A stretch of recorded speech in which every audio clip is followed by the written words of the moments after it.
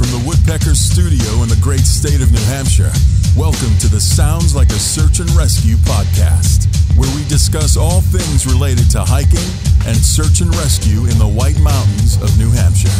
Here are your hosts, Mike and Stomp.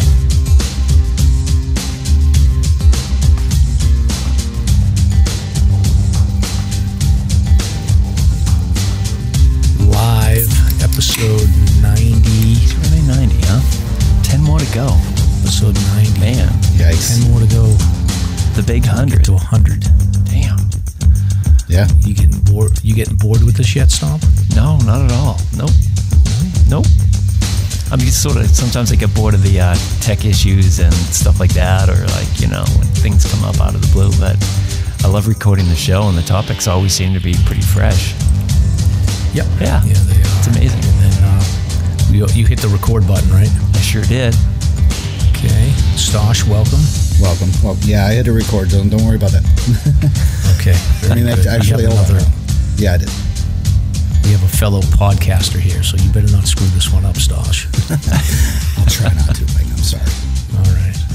So, wanted to start the show off. Stomp, I sent you a video, and I wanted to talk about this video because I thought that this would be an interesting opener for us. The video I'm talking about, and I'll include it in the show notes, and I'll post it on like our Instagram and Facebook, is it's a video of a crowd on a beach. So this is out of Hawaii. So I've been thinking about Hawaii a lot because my daughter's out there, but this just happened to be something that piqued my interest. So there's a surfing contest out there called the Eddie Surf Contest, and it's in Waimea Bay, which is like, I think if you're a certain age, you'll be familiar with Waimea Bay, basically like all the big surf contests back in like the 80s and 90s on like Wild World of Sports. You remember Wild World of Sports, right, Stomp? Oh, hell yeah. Absolutely. Yeah. Yeah, matter of fact, I miss it because the Wild World of Sports, they would give a huge variety of events, and one of them was this big wave surf contest that goes on in Waimea Bay. And this is surfing's a little bit. I think you're a surfer, right, Stomp? Didn't you say you used to surf? Yeah. Big waves back in the Northeast here. Whenever the hurricanes would come through, me and my dad, good times. Yeah. So this is this surf contest is usually these waves are like 20 to 40 foot waves, and they're huge. Yeah. And typically, like, they can't do this contest every year. They basically have a window where they say, like, okay, if the conditions are right, we're going to run this big surf contest, and it's called the Eddie Akai, I think. I'm not sure how you pronounce that. Oh, here comes more Hawaiian by Mike.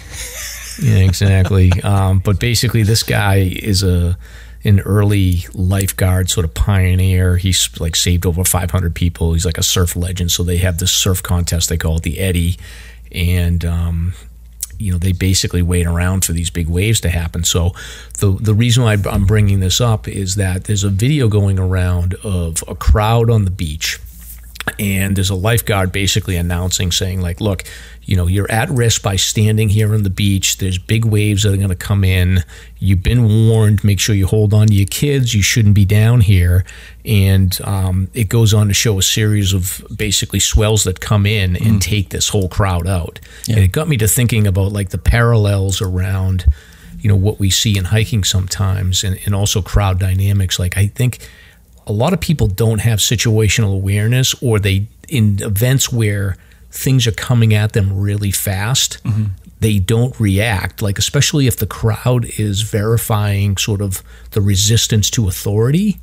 Yeah, they just don't react, and they all got in trouble, and people had to get rescued. Luckily there was a bunch of lifeguards there, but I thought it was an interesting dynamic how even if authority is telling you something, if you're in a crowd and the crowd validates going in the opposite direction, you'll stick with the crowd. Yeah, okay. So what do you think, Stomp? Can you give us an example, like in particular, a direct example out of hiking?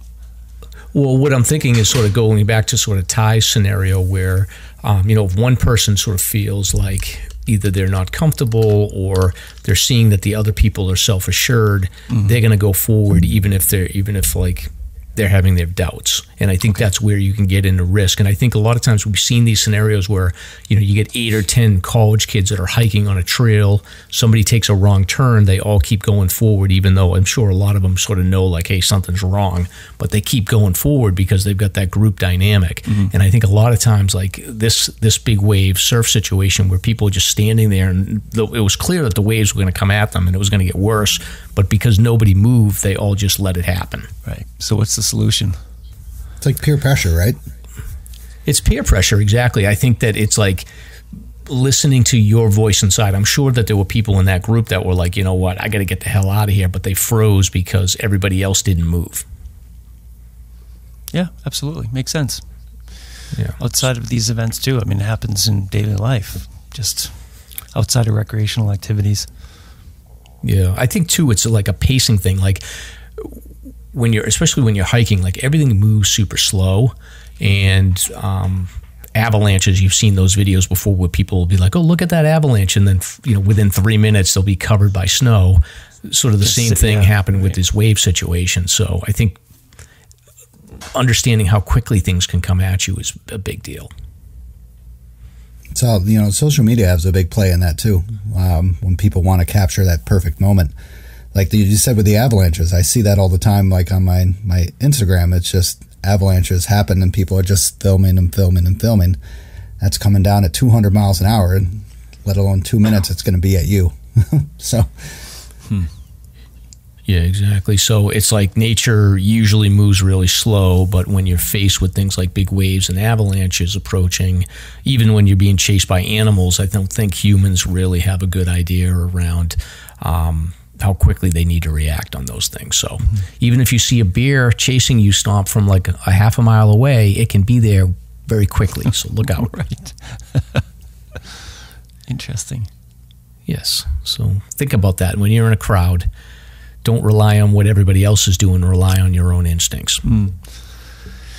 I'll pat myself on the shoulder. I think I'm pretty good with that in general. Okay. Yeah. Same. Because I'm a paranoid, cynical skeptic. That's why. Words to live by. Yeah. I feel like you're a disagreeable personality. Yeah. I don't take things at the at the face of the word and whatever else. I look into everything.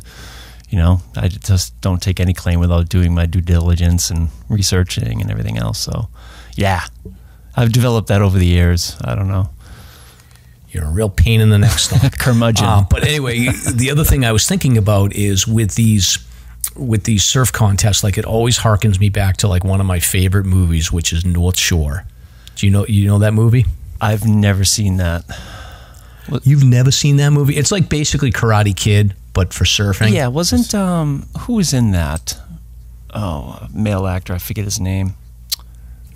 I don't know. I forget his name too. But basically, he was like Keanu Reeves and somebody else. No, that's Point Break. Oh, okay. Point Break. Close. Yeah, close. Yeah, no, North Shore is like these movies, and I'm going to give a list because I put together a list, but like there's movies from the 80s and 90s where basically they take Karate Kid's plot and they apply it to surfing, rollerblading, BMX, and skateboarding. Right. And they make the best movies ever. So North Shore was about this kid that like, he was like a surfer in a wave pool in like the Midwest or Arizona or something like that. Yeah. And then he moved out to Hawaii to ride the big surf waves, met a girl.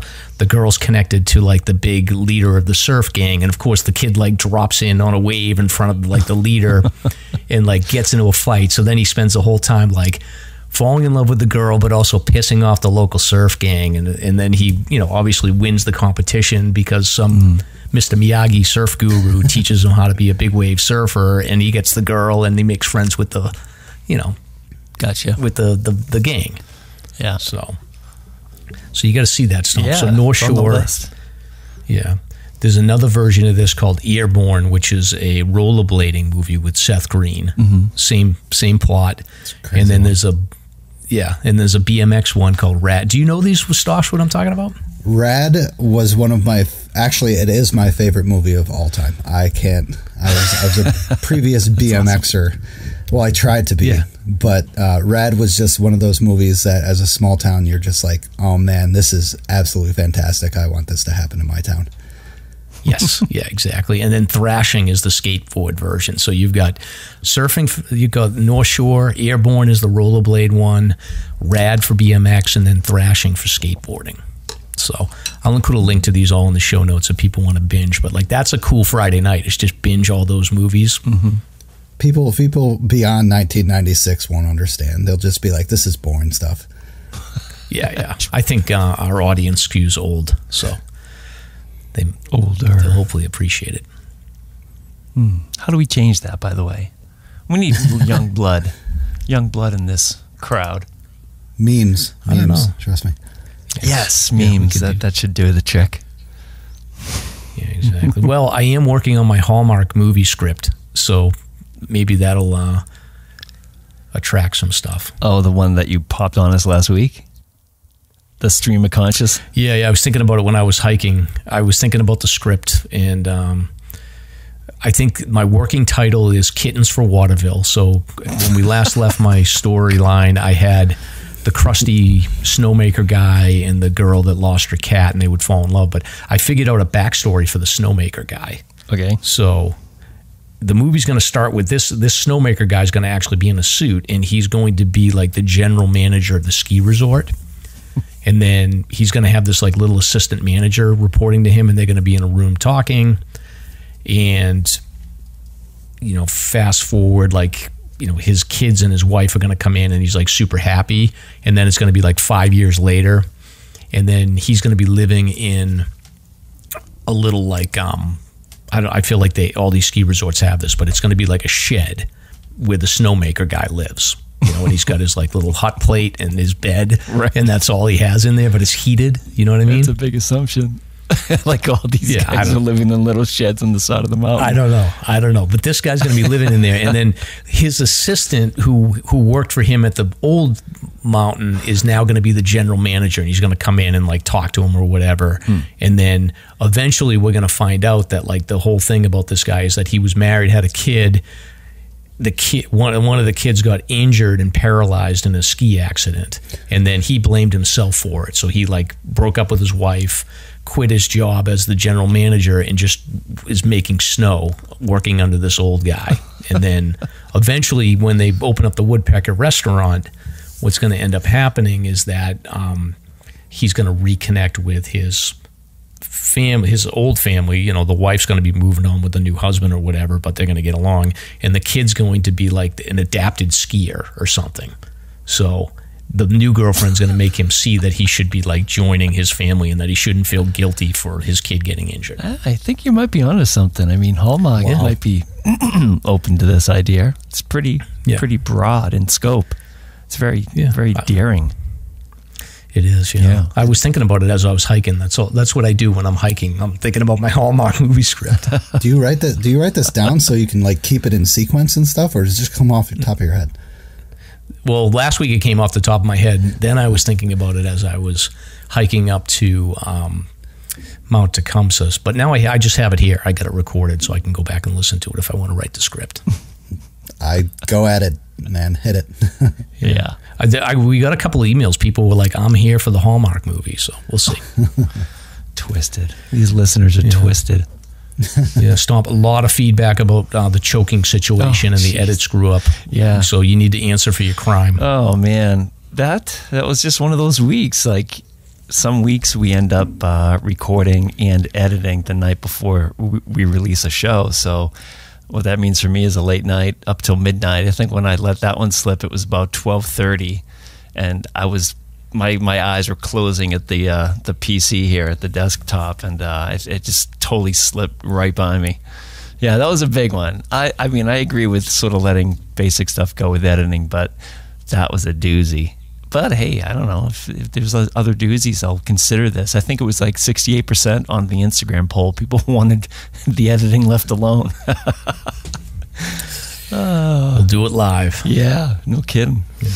But that was a good one, man. Oh, jeez. My kids got a kick out of it. So, Stosh, do you do all your own editing on your? So Stosh has a podcast for anybody that's wondering who this guy is. We'll introduce him in a little while. But do you do your own editing? Have you got any good stories about screw ups? Oh yeah. So the last episode I had was with an older gentleman, and his pauses were very, very long. Like he would say one thing and then just think about it for like 8 to 10 seconds, and like it was some crazy editing because like it all tied together in a sentence, but the sentence would be 3 words, long pause, 3 words, long pause. And I'm just like, oh, and like I showed you, Mike, this recent weekend, I had very little editing time, and it was like, I was just like Stomp. I was just like, oh my God, I got to finish this, but I'm dead. Mm-hmm. So, but yeah, there's got to be some editing in that, especially for those long pauses, because then you think something's going on with your headphones when you're listening. Right. And you're just like, what's happening? And then all of a sudden you pop back in. Yeah. Well, I do the script stuff. I don't do the editing, but Stump, we've gotten some people that are like, they'll reach out to us and, they'll say like, oh, you left a swear word in, or, said something that they didn't like for whatever reason. I think for the most part, we try to keep things PG, but, sometimes guests are a little saltier than others, or sometimes things just slip. But our goal is, I think, to mostly be pretty vanilla and PG about the language piece of it here. But, there is definitely some episodes where it's a little more salty. Mm-hmm. I don't know. Do you try to get all the swear words out, Stomp, or do you not care? No, I don't touch them. I let them go. No, for the most part. Let them go. Yeah. I mean, if anybody's invested in the show, they probably know what we're up to by now. So, yep. But I actually did recently. I didn't even tell you this, Mike, but I think I switched the rating to explicit just to cover. It now says explicit, so no more complaints. Let it rip. Yeah, let it rip. Okay. Not going to say anything. Not going to say anything. All right. Well, you guys may be swearing at each other in a minute. So, Stosh, one of the reasons I was excited about having you on is that we've had a bunch of discussions around electric vehicles and their use case, particularly in the cold weather conditions. And Stomp has been a little bit skeptical about them. But you're an EV guy, electric vehicle guy. So I wanted you and Stomp to debate the benefits or negative aspects of you got a Tesla, right? Yes, sir. Yeah. So what do you think? Is it overblown? Stomp's concerned about the cold weather conditions and the the driving of Teslas and the handling in the cold weather, or is there something to it? Well, I got to admit, the battery aspect of the Tesla does suck in the winter. Of course, with any car, you use more product, you use more energy in the winter. But the Teslas are pretty shitty in the winter, I gotta admit. Sorry for the swear word, anybody. Don't worry, we're covered. Explicit. But like my Tesla, I got the low end Tesla when I could, so I got the cheapest one, and then I got like some good rebates. So my range, it says 220 miles. That's a bunch of BS. Probably in the winter, at the perfect conditions, perfect driving, 180 miles. Or that's the summer. Sorry, the summer, it's 180 miles. In the winter, you can expect at least a 40% loss. So maximum, maybe 120 miles. All right, so here's something I read today. What is an extender? What's this extender technology that they're starting to develop to address this issue? Are you aware of this? I am not aware of that. Please enlighten me. Okay, I don't. Well, I didn't. I just sort of skimmed the headline, and I guess certain companies are working on some, technologies to get more out of the battery and get more mileage and stuff like that. So I don't know. Yeah, I was just sort of skimming things earlier. No, I haven't heard of that. But the one thing that sucks is of course the infrastructure of the charging. With Teslas, it's fantastic. I drove up to Vermont, New Hampshire, and I think it was like 2 years ago, and I had no problem going to all the places I wanted to go because there's fast chargers and good mileage in the summer and stuff like that. Yeah. But down here in the Catskills, where I have to go to maybe the farthest place away, is a pretty good distance with my car. With a long range, with an expensive one, oh hell yeah, you can easily do that. Actually, the funny thing is I'm getting my car repaired right now because of some crap that happened over the weekend. So I have a long range one, and I feel like I'm indestructible. But with mine, it's a little tight on the mileage. A Tesla charger's exclusive to Teslas, or are they compatible? Yes, as of right now, yes. Okay, so that's another issue. I mean, if all these different cars start branching out with their own charging technologies, that's not going to get us anywhere. Exactly. So that's the one big problem that I've had with the EVs is that Tesla back then wanted to make their own, well, not their own charging network, wanted to make an all exclusive network for every brand of EVs. But GM and Chevrolet and stuff like that had other ideas and they didn't want to go with it. So Tesla just did their own thing. But with the charging infrastructure of Tesla, I got to say, I can't choose another vehicle for an EV type just because of how many charging stations there are. Wow, it is interesting. Interesting. So eventually, like, there'll be like some sort of a beta versus VHS kind of platform war when it comes to the charging protocols, I would imagine, because they can't all have disparate charging inputs for every type of vehicle. I would imagine That's eventually crazy. they're all going to have to settle on a format. Or you'd have to really buy hope like so. an adapter to plug into your Tesla to like make it work. Like, Yep. Well, we do have that actually. For the other supercharger or for the fast chargers, you have to get an adapter from either Tesla or a third party to adapt to those specific chargers. When you see Teslas, those superchargers, those fast ones like the one in Lincoln, and I think in Conway they have one. they do. Yeah. It's near Bergen, actually. There are 4 of them by the new Riverwalk. Oh, nice. Good.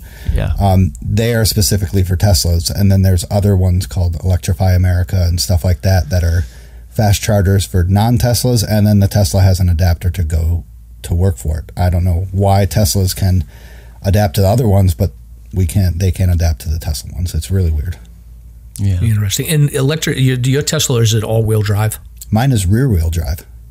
Okay, so how is it in the snow then? Must be a little bit of an adventure then. Oh, I know they're pretty heavy though. Yes. So I have snow tires too. So I've been living up here for my whole life, so I know that snow tires are a great investment.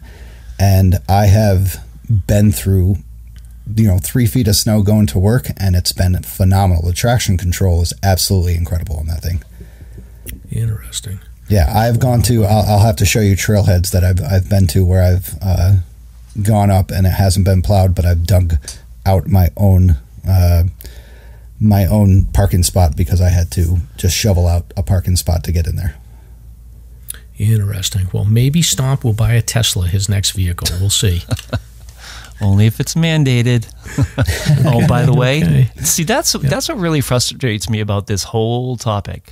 There certain states are mandating this, and look how early we are in the development. The infrastructure, the battery life. I mean, it's insane. So there's no gray. It's all black and white, and that pisses me off to no end. Of course, there's room for combustible engines. I mean, it's just insane what's happening out there. So, I agree 100% with that because I didn't buy a Tesla because I was going to save planet Earth. I bought it because it was a freaking awesome car and it's fun. It's very fun. I hear you. Yeah, that's super cool. But the whole thing of mandating is the stupidest thing I've ever heard in my life. I just think it's pathetic with the car, especially when they don't have, like you said, the infrastructure that you need.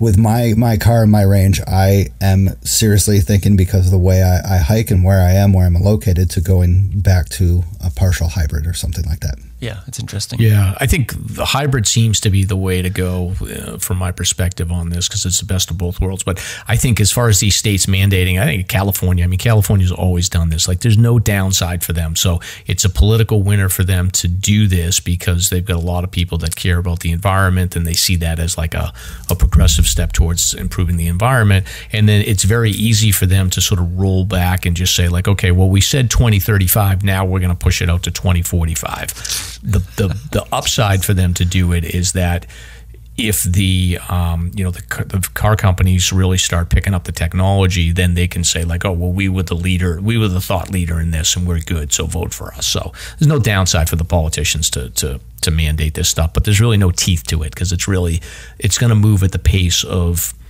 the technology. Yep. Yeah. So don't get too upset, Stomp. No, I'm not. But I mean, my issues go very deep the more I study this thing. And we already talked about like the slave labor in the Congo. I mean, there's so many issues connected to this topic. But I mean, this is all right. not. Stomp's getting pissed. This is Let's not move on to the next topic. Yeah. Just Stomp, you got to test drive one. Yeah, no, believe me, I'm not complaining about the technology, and I've heard the Teslas are friggin' amazing, but for the folks out there that are doing it for the environment, those are that's just a dead argument. Nope. Thank you. Yep, right. Good. Cool. So other topic we had here, so ChatGPT, which was the thing I was on for a little while here. So ChatGPT is actually, an article came out that said it's smart enough to pass the medical licensing exam and the bar exam, and it'll also get you a B at the Wharton School of Business as I think in the master's program there. So pretty good. I think that's pretty impressive. So ChatGPT is definitely smarter than I am. I can tell you that right now. Yeah. What does it mean for positions like occupations and humans?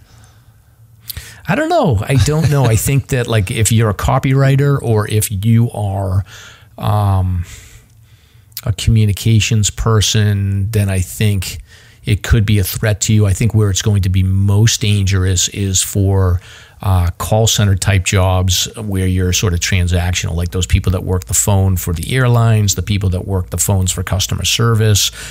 You could even see it in kiosk for places like fast food restaurants, or even ordering going into mid-tier restaurants and things like that. It can use this technology to just basically replace humans for taking orders. So I think that it's got a lot of potential for automation, but the downside is that it's going to kick people out of jobs. I would think so. Yeah. Interesting times. I would hope not. Yeah, it's scary. Yeah. Anyway, but moving on, we'll see what goes on with electric vehicles and ChatGPT. But good news is the ice castles are officially open, Stomp, right? Right. Yeah. Are you going? Are you excited?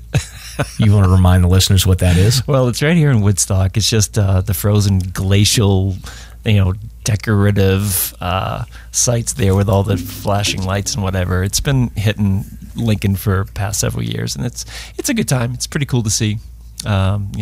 This year I guess they're serving alcohol, which might rope me into this. That's a reason to go. But I've been there and I've done that. But it is officially open. And actually, it's funny. We just got hit by a ton of snow. 8 inches over the last 24, and we have 9 to 10 coming. So now snowmobiling is like just starting to rip. So that's good news. So I think we're in skiing too. Like this is the moment. This is when winter really kicks in and just rips it. So yeah, I'm just looking at the weather for Lincoln over the next 10 days or so. It looks like one day is going to get above freezing. So I think now's a good time to check out the ice castles. And it's a cool time. The one thing is it's super well attended, so it's very crowded. I think they're still in this smallish area in Woodstock. They used to be at the Hobo Railroad, which was pretty wide open, but it's in a new location. But yeah, it's worth seeing at least once. And the snowmobiling? Oh, yeah. Well, I'm waiting for the word, but my first shift is coming tomorrow, which would be Saturday from the release. Last week I was scheduled, but the trails just weren't open. That one storm we had pittered out to 1 to 3 inches. But I think we have enough now. What's really interesting, all the clubs are out there trying to groom, but because it was such a windy early winter, there's just blowdowns everywhere. So that's actually one of the main reasons that the trails have been hung up. There's just too many blowdowns. So you have clubs, driving around and just, bringing their chainsaws and trying to clear it up. So hopefully Jefferson Notch, the Cog Railroad, Mitten Mountain, all these local trails, the Twin Mountain will be open this weekend. I'm praying. Yeah. I think hopefully the snow that's coming in the next day or two will be like the sort of topping layer that will get you guys ready to go. I think so. Yeah, it should be. Yeah. I will say I was on Tecumseh, and we'll talk about that later. But I how they have those views where you can look out to the ski trails, like that ski trail that you go along Mount Tecumseh Trail. Like it was looking pretty bony. There was a lot of like. Grass sticking up through it, and it was like, it was fully snow covered, but like there was a lot of like grass and sticks. Like it needed probably another 8 to 10 inches to just cover it up. Yeah. It's been a late winter. Yeah, it's crazy how late it is. We're talking about this in late January. That's crazy. Mm-hmm. Yep. Yeah. All right. So just a little bit of pop culture, miscellaneous entertainment stuff here before we get into some hike and talk, Stomp. So you've got a whole list here. You got Oscar season coming out. Nominations are coming out. Like, I don't pay attention to any of this stuff, but it sounds like you're very excited. Oh yeah. I'm a huge movie buff. Mrs. Stomp too. But the nominations were Tuesday. This is Friday. The Whale, Elvis, Tar with Cate Blanchett, Avatar, Maverick, Fabelmans. They all made a splash with certain nominations, and this is the year that Will Smith might have been nominated for Emancipation, but he's been banned as far as I remember. So that's coming up in early March. That should be super cool. But I've been working on the background here on a new little activity that we're going to do, and we're proud to announce SLASR's own awards. And what we're going to do, it's called the Golden Gaiter Awards. Okay? And I sort of concocted this with the help of Mike and Lynn Suizy. So I did nothing. Oh, I did nothing. So what we're going to do in the show notes this week, we'll have a form that you can fill out, and what it covers is basically, favorite mountain, favorite hike, favorite beer, favorite piece of gear. It's like 20, 30 different categories. You guys just log on to that form and fill it out, and then at some future episode, we're going to go through the winners and spend some time giving our Golden Gaiter Awards. Really? Yes. When you do that, Stomp, are you going to be able to... So Howard Stern used to do this sometimes. Like, I forget what he used to call it, but like the thing I always laughed about is he would always like have the music that they use in like the Oscar award shows. Like, it was so funny. Like that drippy saccharine big band music in the background. Yeah, exactly. Yeah. Exactly. So, I mean, yeah. And the only movie I've seen that got nominated is Maverick. Is that Top Gun movie? Yeah, that was interesting. I saw that one on the airplane. Is that Top Gun movie? That's is that what it is? It's like the 80s, man. You're like 80s child. You got to know what Maverick is. I half watched it on the airplane. It was okay. It wasn't bad. It's all right. Wasn't bad. I'm surprised it got nominated for Best Film, but okay, whatever. I'll agree. I'll agree with that one. Actually, guys, I gotta recommend Tar with Cate Blanchett. That's probably my favorite. I mean, I would think she's gonna get Best Actress for this because it was incredible. It's a little bit offbeat. She's a conductor with somewhat of an abusive persona, and it's an incredible story, like 2.5 hour long movie. But check it out. I think you'll appreciate it, at least for the acting. Anyway. And I know The Whale, like that's that guy Brendan Fraser. Yeah. Like I think there's the big buzz about him. Like I feel like he peaked too early though. Like whenever it's like, oh, it's the guy that's supposed to win, then it's like some random person you've never heard of from a French film ends up winning Best Actor. And you're like, who is this person? What is this movie? So. Yeah, he looks incredible. I mean, a lot of that was prosthetic for his weight, but I do think he had to gain a certain amount of weight to look, in the face, incredible. Yeah. All right. And Will Smith is still banned because he slapped Chris Rock last year. Chris Rock still hasn't really come out with everything yet on his reaction, but I think he's still pretty much done with Will Smith at this point. So I don't know. Will's got issues. Well, speaking of slapping, nice segue for the next topic. Mm-hmm. Yeah. Yeah, Stomp put down this thing. Matter of fact, I didn't even want to talk about this, but like there's a new thing from the UFC. So UFC is the Ultimate Fighting Championship, which MMA, mixed martial arts, like it's really, I love it. But Dana White, who's the head guy, he's like the Don King of MMA. He has started this new league, which is called the Slap League. And it's really, honestly, Stomp, like I have no problem with this stuff. Like I've been a boxing fan my whole life in MMA. Yeah. This stuff gets me queasy. Like I do not like it at all. It's essentially like you ever see arm wrestling where people stand across a table and they just like wind up as far as they can and slap each other, and literally like women and men are knocking each other out, and they're hitting each other in the ear, which is just so disturbing to me because I know how sensitive that can be. Like you literally can lose your hearing from that. Yeah. And I don't understand how they let this be a thing. Well, they're dislodging TMJ joint too of the jaw. They're dislodging the jaw. It's unbelievable. And the TMJ joint is really the knockout zone. You hit that and somebody knocks out. Yeah, they're calling it like the new gladiator sport for the age. It's pretty vicious. But I guess it looks. I watched the video. It looks. I gotta admit, it looks scary. It scared me. Yeah, it's intense. And by the way, there will be no slapping at this award ceremony for SLASR's Golden Gators, unless you guys want it. I don't know. That'd be fun. Yeah, no, it's disturbing. So I don't think it's going to last long. I honestly don't think. I can't imagine that there's not going to be a scenario where someone's going to file a lawsuit. Right? I mean, people are going to be losing their hearing. They got to be getting concussions. It's crazy. Mm. I watched that video you gave me, and I was just like, man, this is some crazy stuff. Like, I don't know how they would come up with this, and it hurts me to watch it. I don't know. They might get away with it. I mean, if you look at like MMA and just how brutal that is, it's assumption of risk. It's like that inherent, danger of entering the ring. I mean, it could be comparable in terms of the severity and the nastiness of it. I don't know. I mean, I feel like MMA and boxing are like an art form, and they've progressed to the point where, and you could argue that actually MMA is probably better long term than boxing, because boxing, you've got that repeated pounding on your head. MMA's got sort of like one good punch and you're going to get knocked out. Yeah. But there's no art, or I mean, you could say like, okay, there's a technique to making sure you hit somebody in the perfect right spot, but there's no art form to this. This is just, it's a spectacle. It's gross. Right.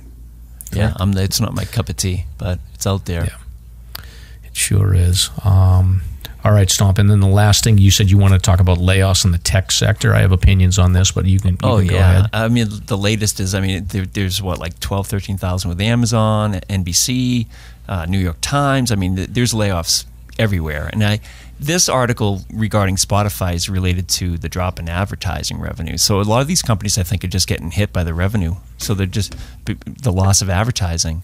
So it's just really interesting to me. Yeah, I don't know. I mean, my perspective is I've been in and around the tech world for 25 years now, and I've gone through the downturn during the .com days. I've gone through the downturn in 08, 09, and it looks like we got another one that we're dealing with right now. Yeah. And I think that the thing you got to keep in mind is that when people get laid off, especially these people that have been working on Amazon, Facebook, Google, these big companies that they're making hundreds of $1,000s a year, this can sometimes be a good thing that drives innovation. So you've got a lot of people that will say like, okay, I'm going to try to join a startup. You've got young people in college that are looking at the job market and saying like, there's not a lot of prospects, I'm going to go for it. Mm-hmm. So I think a lot of times when you get these big sort of layoff buckets of people, I think it's good for innovation, and I suspect in 5-10 years you'll look back at this and say like, this was the opportunity that created a bunch of the new companies that are doing great things at this point. So I don't worry about it that much. I think the people that got to be worried about it are the peripheral support people, human resources, marketing, sales. Like, they're going to be in for a harder time than the hard tech people are. So if you're in those worlds and you're working in tech right now, just hunker down and work hard, make sure that you're valuable for your company. But I think the tech people, they'll be fine. Yeah. Interesting. I just saw a headline today, too, that just a rumor that DOJ may be looking at splitting up Google.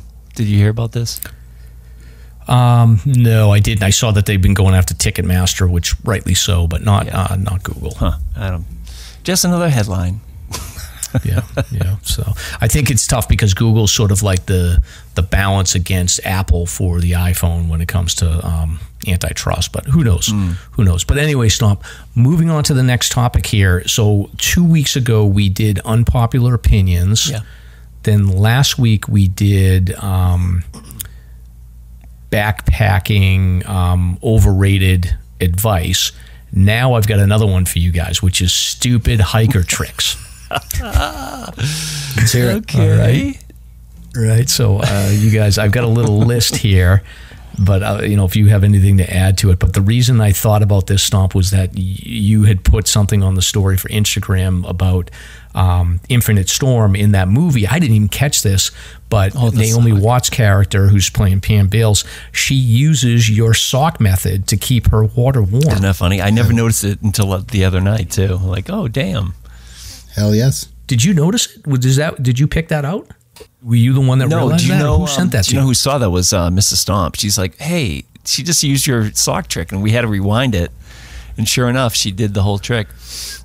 And then somebody on Instagram today said the only thing she didn't do was flip the Nalgene upside down to prevent the tip from freezing. And I'm like, yeah, good call. Yeah, that was funny. Yeah. So that's I think your sock with the duct tape works fine. I think you don't even need the duct tape. Like, she didn't use the duct tape. I think, you know, the other trick for that is also to make sure that you're pouring hot water in your Nalgene in the morning. Yeah, it's got to be boiling hot. Yep. I agree. Exactly. And then if you don't have a sock, then what you can do also is sort of wrap it in your down jacket and make sure it's in the middle of your backpack. But I prefer to use the sock method, or I actually have I have one of those like coolers that zips up around it, so I keep it on the outside of my pack, so it's just easy to get to. Yeah, those coolers are probably the most efficient because, you know, despite the sock, the cap still can freeze on my method. Yeah. Another stupid hiker trick that we've talked about before is my beer in a bladder technique, where I got the 3-liter bladder, and then I stick it inside the bladder and then surround it with ice and water, like it keeps your beer cold for the summer. So a can fit through that little mouth? It's a 3-liter bladder, so it's a big bladder, and it's got that like it's almost like the size of your hand, like it's giant. It's like a half turn, and then the beer just drops right inside that bladder, and then you fill it up with ice, and then you fill it up with water, and then you drink your water as you're hiking, and then the ice will keep the beer cold by the time you get to the summit. It usually holds for a couple hours. Yeah, that's super cool. Stupid hiker tricks. I thought you actually meant beer in the bladder, like for the whole hike. No, I stick a can in it. So what I'll do is I put a plastic bag. I put the can inside a plastic bag, and then I put the plastic bag with the beer can into the bladder. Then I fill the bladder with ice.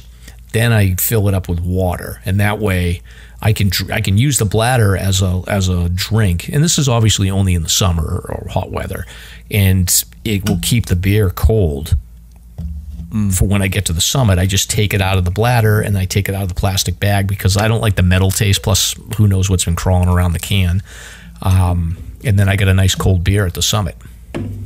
Some of the bladders have that slide off thing too as well, so you can put a wine bottle in there.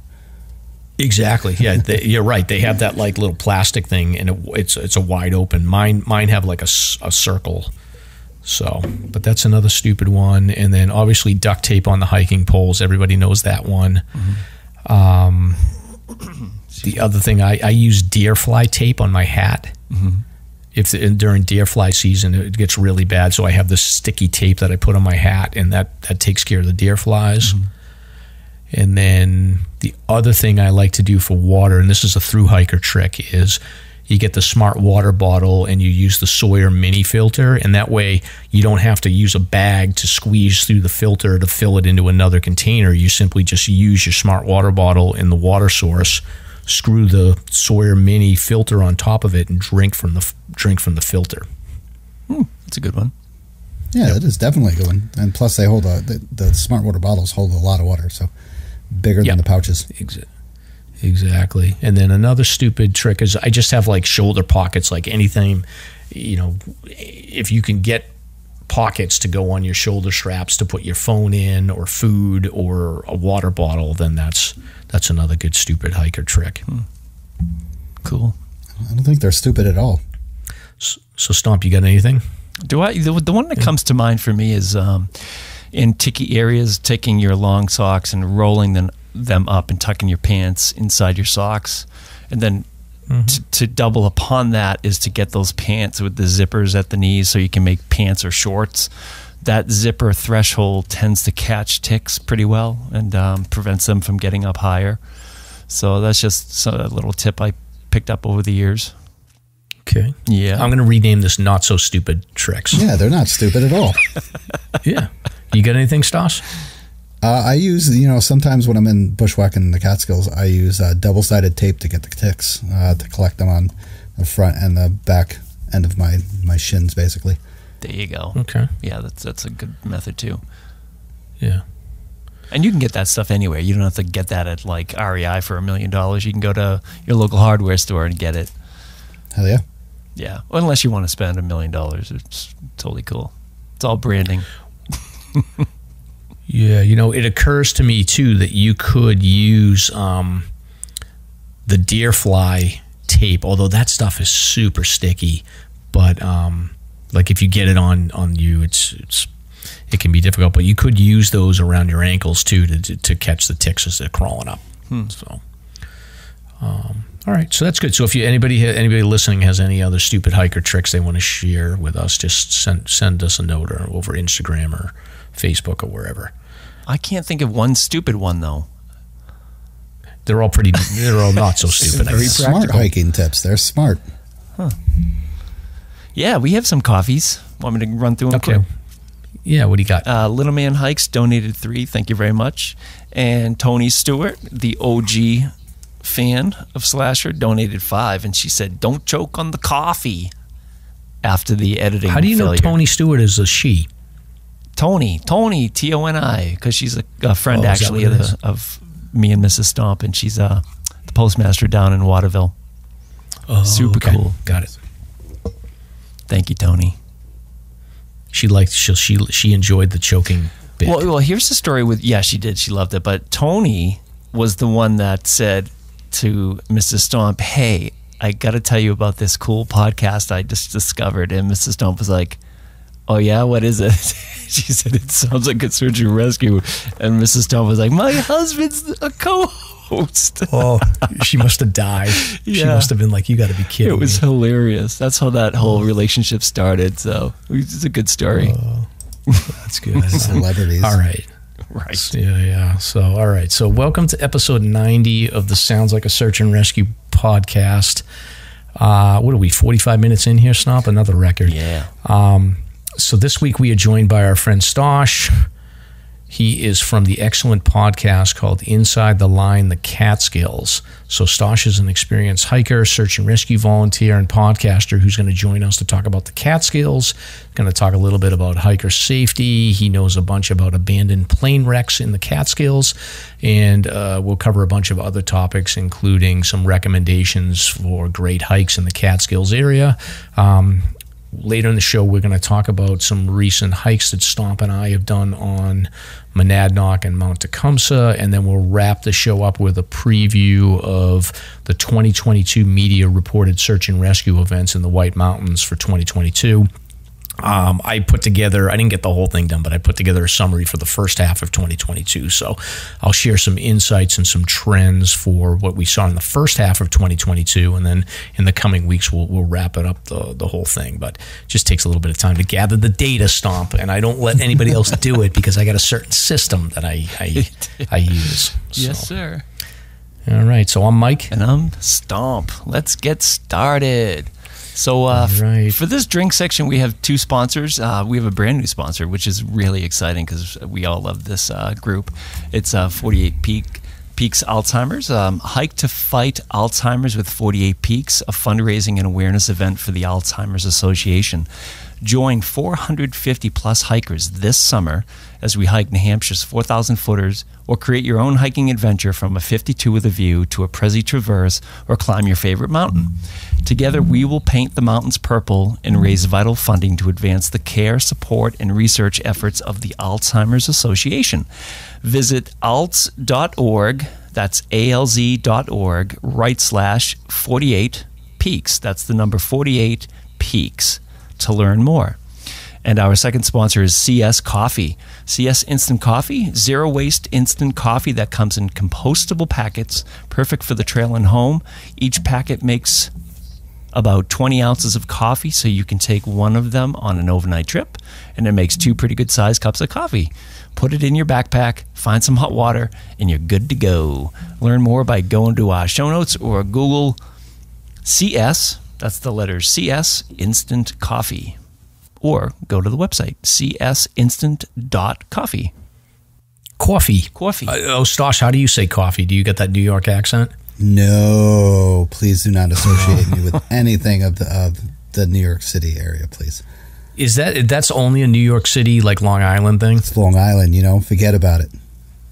Yeah, coffee. But so the accent does not carry up to the Catskills? Because you're not that far. It stops at Orange County. Like, seriously, It stops right there, and we do not associate ourselves with any part of the southern part of New York State. Okay, yeah. Like, I think the only thing I know about, like, your area is the Orange County Chopper show. Like, I used to watch that religiously. So did I, actually. Yeah. Yeah, and I'm so disappointed now because, like, I see these TikTok videos and they're like, I bought an Orange County Chopper and it's not that good. Like, I guess they didn't use what do you call it? What are those things called? Where it cushions your bounce. Oh, like springs or something like that? Like, yeah, they didn't use that on a lot of the bikes, so they're super uncomfortable to ride. I mean, most of them were made just for design and show, so it's nothing to ride. Yeah, I guess that's true. But anyway, we got some beer talk here, Stomp. So what do you got anything tonight? Yeah, I'm enjoying an exclusive baby monster that Mrs. Stomp and I brewed. We had nothing in the house. I'm like, all right, I'll just tap into one of them. It's like an American pale ale with a slight twist. It's tasty. So Stomp is still working on his homemade. So Baby Monster is the brand of the beer that he named when him and Mrs. Stomp made it by themselves. So that's impressive. Yeah, it's super cool. Yeah, named it after Daphne, the psycho cat. What you got cooking? I have the great state of Connecticut. So shout out to Martin and our friend Lynn. I've got a little sip of Sunshine IPA from Larson's Finest Liquids, I guess is the name of the brewery. Sounds good. Nice. Yeah. You got anything, Stosh? Classic rum and Coke. It's been a long day, so I like ram up here. And it's just like I need the hardest stuff to hit. Good. Sounds good. I haven't had one of those in ages. I know. I used to. That harkens back to my days in college. So, all right. So Stomp. Now moving on to recent hikes. So we both were out this weekend. Do you want to give a rundown on your adventure on Monadnock? Sure. Yeah, it was a beautiful weekend. I touched base at Nobby Hikes, and I've been itching to get together with him again. He's been struggling with some medical stuff, and he agreed to meet me halfway. And I figured, you know what, the best halfway point for the two of us would be the Monadnock, and we made it a go. So it was a really cool adventure. I just really relied on him to take me up and around, and a 2-hour drive for me from the Whites, but it was worth going to see a good friend. So it was pretty cool. Got to the trailhead. There was I made my reservations, which is a little odd. Never had to do that before for a hike, but that was interesting. They seemed pretty orderly. There was maybe about 15 cars in the parking lot and many people getting ready. Everybody looked pretty much prepared at 9 o'clock in the morning. It was snowing when we got there, so I packed a bunch of extra stuff. I had my heavy pack, which was fine. I'm still trying to get in a little better shape carrying that nonsense. And we dove in. He took me up. His plan was to do a circuit, just a grand loop. And he had calculated like a 5.2 mile loop. So we ended up going up towards Pumpelly. It's called the Cascade Link, if I remember correctly. And everything was broken up until that link. So we got into the link, and there was about 5 or 6 inches of unbroken snow. And, just making jokes about it the whole way. We used spikes. We did not need to use snowshoes. If we had used snowshoes, the snow was just so thin it would have been a nightmare getting around the boulders and the water crossings and things like that. And then it gradually steepens and ultimately connects to that Pumpelly Trail. And at that point, you could rationalize using snowshoes, but again, the base of it was just not sufficient. It was just too much boulder and rock stuff like that. But certainly there were some areas of windblown snow that might have been up to like a foot or so. But that traverse up over that ridge had to be about, what, 1.5 miles to get to the summit? 1.4 maybe, if I remember. Yeah. So, I mean, I'm guessing that you must have gone Cascade Link to either Spellman or Red Spur. We didn't do the trails. We didn't do the 2 middle trails that come off of the Cascade Link. We went right to the end and then went up and connected. Oh, okay. So you bypassed Spellman, and so you did a long loop then. It was a long one, absolutely. Yeah. Oh, wow. He told me all about your adventure and how you got to the cave and all that stuff. So we skipped those 2 middle connectors and went right to the end. So that, like I said, I think it maxed out at like 1.5, no more than 2 miles to get from the junction of Pumpelly over to the summit. Does that seem about right? Okay, yeah, I've never done that. So that must be a nice. So Cascade beautiful. Link basically is a right off of sort of the main trail coming out of there, and then that's just a mostly flat. I think you basically go from like 2,200 feet up to 2,600 feet when you connect with Pumpelly, and then the climb up Pumpelly. It's gradual, but the last quarter mile of that trail to Pumpelly was pretty challenging, but fun. Mm-hmm. Again, it was somewhat unbroken. There was 1 pair of tracks that somebody had broken through. And when we got up onto the ridge, it was essentially like 30-mile-an-hour winds, low visibility. The visibility got worse as we continued towards the summit.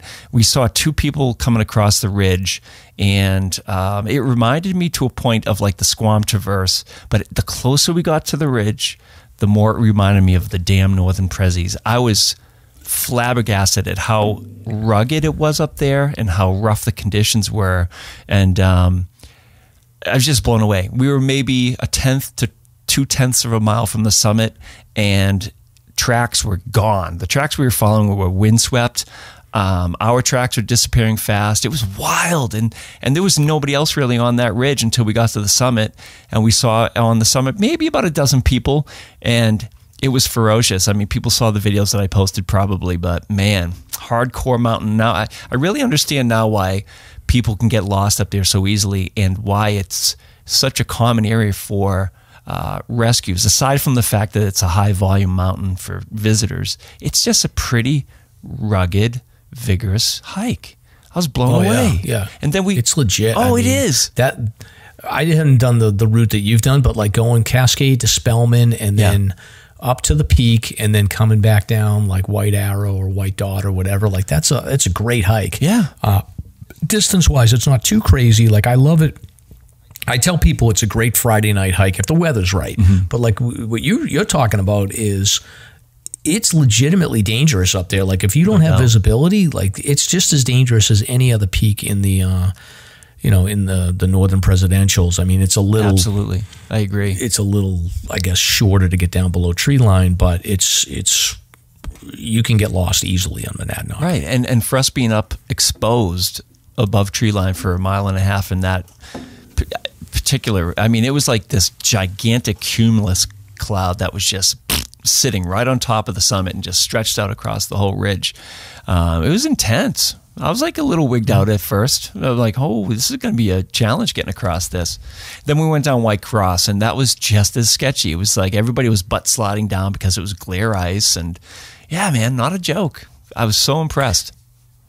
Yeah. And I got to imagine, like, there was a number of rescues in the first half of 2022 as I was going through the list to put it together.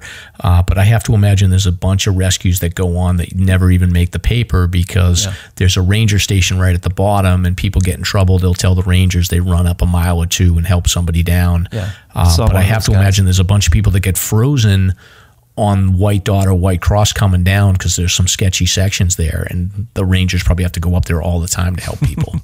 Yes. Yeah, saw one of those guys coming up as we were coming down, just said, hey, what's happening? But there were like, this is a funny story. When we got near the summit, there were 3 Germans that were in cotton pants, and they were heading towards us, meaning they were heading back across the ridge that we had just crossed for the next 1.5 miles. And these guys were in cotton, and they were lost. So we're like, hey, where you guys going? And they were like, oh, we were just at the summit. We're trying to find a way down. And they were looking for like the White Cross side, and they were heading the other direction. Mm-hmm. So they were confident enough went on their way, and I said, ooh, to Mark, I'm like, that doesn't look too good. And then when we got on the summit, they had changed their mind, thankfully, because they literally could not find they couldn't find our tracks, come to find out, that we had just put down. So I'm glad they turned around and went back down. They went to the summit and then found the proper way down. And there was a couple other folks in Cotton and stuff, but it is accessible. I mean, I was questioned by the ranger in the hut down below, like, have you ever been here? Do you need a map? And come to find out, they rent spikes down below. If I'm correct about that, I think that's the case. So anybody can go up. I don't know. Interesting time. Yeah, no, I'm excited you went up there because I love it. I mean, it's a place I like to take my friends that don't hike a lot, and I always say it's a great Friday night hike. Leave your house at 3 o'clock if you got an hour and a half drive. Get there, start hiking at like 4:30 in the summer. You got till 8:30 at night until it gets dark out. If you gotta know your pace, but like it's easy to get up there and then get down before it gets really dark. Mm-hmm. Yeah, we totally agree. Yeah. So let's find out about your trip to my neighborhood haunt. Yeah. I went over to Mount Tecumseh, which is right by Stomp's house, and he wouldn't even come see me. Yes. I was tempted. Mrs. Stomp takes priority in Daphne. She understand. I understand.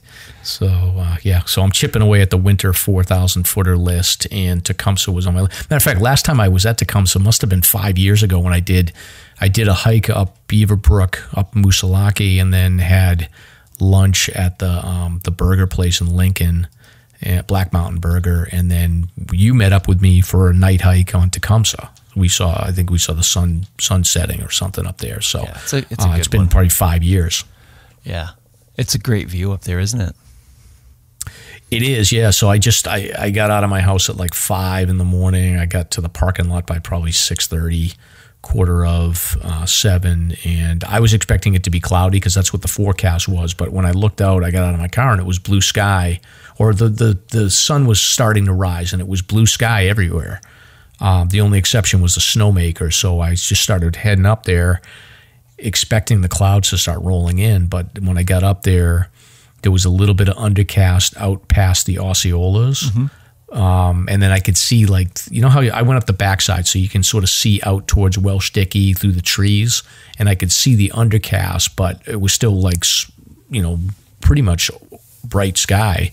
And I got up there and it was like perfect. Like the undercast was gorgeous. You could see out to the presidentials. You could see out past Osceola. There was an undercast and you could see for miles. Mm-hmm. And I hung out there for like probably 30 minutes taking pictures because it was just unbelievable. I had, breakfast.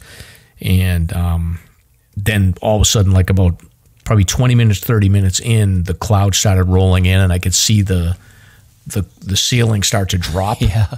And literally within like 5 minutes, it went from the most amazing undercast I've ever seen to just cloudy, mm-hmm. nondescript. You couldn't even see, I couldn't even see down into Waterville where the ski lifts were. Amazing. Yeah, I saw it come in myself from home. I'm like, oh. Yeah. It was crazy. And I hate to be a jerk, but I was like patting myself on the back because no one else was up there. And as I was coming down, I kept seeing all the other hikers. And I was like, well, if you had woken up maybe 30 minutes earlier, you might have got a view. But yeah, it was just one of those days. Like, I think the pictures I took up there were probably some of the best photos I've ever taken in the whites. Mm-hmm. Oh, yeah, that undercast was killer. Yeah, definitely. I love those pictures. Yeah. And I think like people that were on Franconia Ridge that morning or they were on the presidentials, they must have matter of fact, I saw some pictures and they absolutely had a killer day. Mm-hmm. That's awesome. Did you make it over to the Sauceman Trail? I didn't.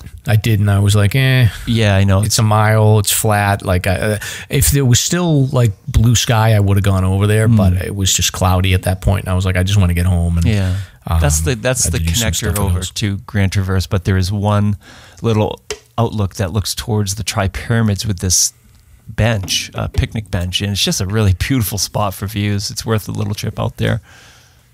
Pretty neat. Interesting. Now, can you, if you wanted to sled down like the ski trails, like how does that work? Like, can you do that? You got to bootleg it, man. I think you got to wait till they close and, put yourself at risk of getting caught. Yeah, I mean, it's probably not a great idea. All right, so it's not allowed. No, I didn't know what the rule no, was. Definitely not, because I mean, you got to think about the groomers, the big machinery and stuff like that. Some of these places use winches and stuff. I mean, it's actually a liability for people to just get on there and go. So they try to discourage that, and they'll probably kick you off if they caught you. Got it. All right, Yeah. so don't do that, listeners. Right. I tried to do a little butt sledding on the way down because it is pretty steep from like 3,600 feet up to about 4,000 feet, or maybe it's 34 to 38 or something. Mm-hmm. It's pretty steep, but I couldn't really get a lot of movement going. I did one section where I got going a little bit, but that was about it. That's awesome. Then some people came up on the trail and I got self-conscious and I was like, I'm just going to hike down. Yeah, it's not quite... well, I guess it was a good glare ice. You got to go to the right place for that. Maybe like Liberty a week ago, or South Hancock is always the best. oh, sure, yeah, that's a good one for sure.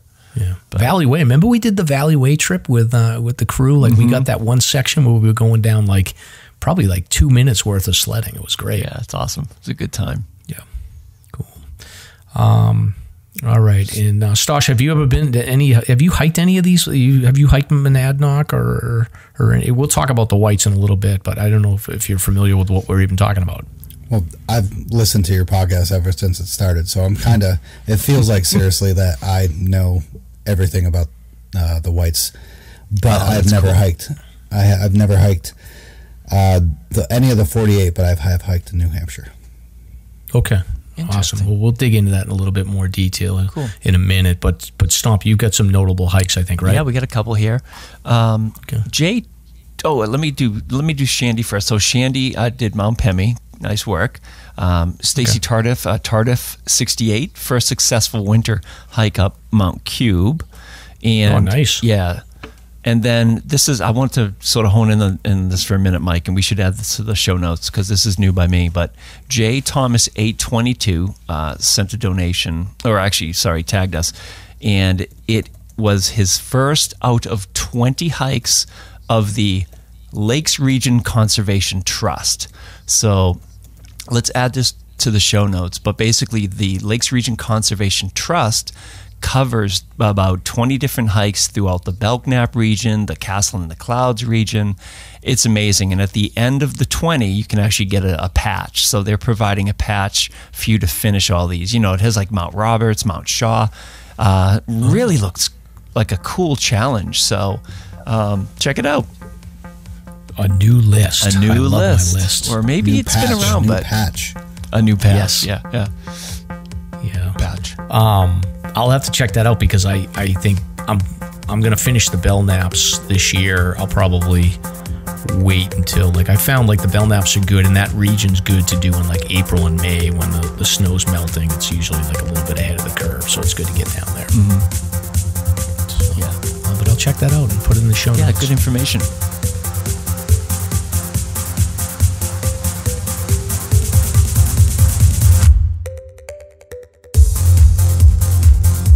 It's time for Slasher's Guest of the Week. Very cool. Very cool. Very, very, very, very, very, very, very cool. Okay, so moving on here. So this is Stosh. This is your big moment here. You ready for your segment? I don't know, man. My heroes are talking to me. I think I'm a little nervous. Geez, you got to set your sights a little higher, brother. But no. Welcome to the show. So just as a way of intro, so Stomp, I don't know. So I know Stosh from just connecting on social media. So we were in a couple of different hiking groups and got to know each other. I think he's got probably a similar sense of humor and life perspective to me when it comes to sort of hiking and having fun, and also a serious side too. I think he's got a background in search and rescue and likes to get out and do a lot of hiking. So we just got to know each other over time, and we've stayed in touch. And then we've we started the podcast, and then we talked about getting the podcast started up in the Catskills, and you're currently the host of Inside the Line, the Catskills. So we wanted to have you on to talk a little bit about the Catskills because I'm interested, and I think you've got some interesting stuff to share with us. So Stosh, why don't you introduce yourself and talk a little bit about your background and how you got into outdoor activities, search and rescue, and a little bit about your hiking experience. Well, I know the one reason why you guys got me on here is because you want to get people away from the whites. I know that. True. Yes, absolutely. True. The less crowds, the better for us. Exactly. So my name's Stosh. I grew up in central New York. I've been here for probably 95% of my life. I moved to Arizona for a little bit when I was 18 years old, hiked out there a little bit. I wasn't as big into hiking as I am now, but I hiked in Sedona and up in Flagstaff and stuff like that. Back in 2013, I went hiking with my friend Chad up in the Finger Lakes region. All these awesome gorges, 60 to 100 foot waterfalls, totally secluded stuff. And I got instantly hooked at that time. Just seeing these waterfalls and this sketchy area got me introduced to getting a little bit further in the hiking world. So back in, I can't remember, I think it was 2014, my wife and I went down to Kingston, New York, which is probably an hour and a half from us, 2 hours, and we drove through the Catskills for kind of a scenic route instead of taking the highway. And I knew the Catskills were there. I traveled through them all the time to go down and see some of my family down in Long Island, but I never took it for granted. I never said wow, look at what we got here. And I instantly fell in love. We went through the Catskills. I told her to write down all these trailhead names. I told her to do all this, do all that. And then, I had my first big hike by myself solo in the Catskills in 2015 for the 3500 Club Patch, which we'll talk about later. And I was hooked. I was instantly hooked. And ever since 2015, I've been hiking exclusively in the Catskills. And I've also hiked in the Canadian Rockies, Utah, California, Arizona, Shenandoahs, Vermont, New Hampshire, and I think that's about it, yeah. And I'm also, of course, as we talked about, the editor, producer, host of Inside the Line, the Catskills, something that was inspired by you guys. You guys created SLASR, and I was just these guys are doing something awesome about New Hampshire. Why don't I do it about the Catskills? That's good, fantastic. Yeah, nice Thank work. you guys for inspiring me. Seriously, I everybody's probably just wow, what a loser. But you guys inspired me to do this. And Mike, I've been friends with you for a little bit, and we don't have to talk about our days of the old Sounds Like a Search and Rescue stuff of trolling. So if you don't want to, you don't have to. Oh, you're Mike. Yeah, and I've talked about this before around how Sounds Like a Search and Rescue got started was originally kind of a joke around people getting in over their heads, and over time obviously it's turned into a little more of a serious endeavor. But yeah, I remember Stosh was around in the early days of that. Hell yeah, I loved it. Yeah, exactly. So you are involved in search and rescue, and then you're a pretty prolific hiker in the Catskills. So if I understand this correctly about the Catskills, essentially it's the southern range in relation to the Adirondack. So it would be our equivalent in New Hampshire to the Cardigans and Monadnocks and Kearsarge. We have a lower elevation or range of mountains in relation to the White Mountains in New Hampshire. So I think the Catskills are similar to that. Is that correct? Yeah, we're totally different than the Adirondacks, of course, and the Whites and stuff. We don't have any open summits. The Catskills were more of a historic place than they are of a hiking place, sort of, because life evolved around New York City, and then they moved up to the Catskills, and it was really big up there. But I mean, that's the one thing we're lacking up here is open summits, which I am very jealous of. Trust me. Got it. Interesting. And then as far as just going back to the podcast and your growth, so you're about 65, 70 episodes in at this point. Can you talk a little bit about sort of how you pick topics and how the response has been, and what are some of the surprises that sort of have crept up as you've started to get into podcasting? I think we've the networking effect that we've had with this show has been crazy, so that's something that stands out to me. I don't know if you've felt something similar with the Catskills, but can you talk a little bit about sort of the progression of the podcast? Yeah, so once again, I started out from learning from you guys, from your advice and stuff like that, and eventually I was just like, I have fun in the Catskills. I want to teach people about the Catskills. Everybody goes up to the Adirondacks. Everybody goes to the Whites. Everybody overlooks the Catskills, even though when you're driving along 87, the view of the Catskills, when you're going up to the Adirondacks, the view of the Catskills is stunning. Massive, 3,000 foot, 4,000 foot mountains. You guys have a little bit higher than that, but appearing from the Great Hudson Valley, which is 500 feet, and then you got a 3,600 foot mountain rising instantly from the Hudson Valley is just absolutely stunning. So I was just wanting to preach about the Catskills, and the Catskills is a place filled with the one thing that amazes me is the history of the Catskills. We have so much history behind the Catskills, whether it's the beginning of tanning with the bark and the leather and stuff, or quarries or railroads, or I don't know if you guys ever heard about the Borscht Belt. That's a fantastic story. Of course, Stupid Dirty Dancing, I hate that movie, but I love that movie. Damn. Of course you do. I knew it. Yeah. But I like to talk a lot about the history because it is phenomenal. And the networking, it's really good. I've kind of given some of my advice, and I tell people it's not professional, but they take it. Winter hiking is huge here in the Catskills because people do not want to travel up to the Adirondacks that far in the winter, and so that's kind of like their starting ground.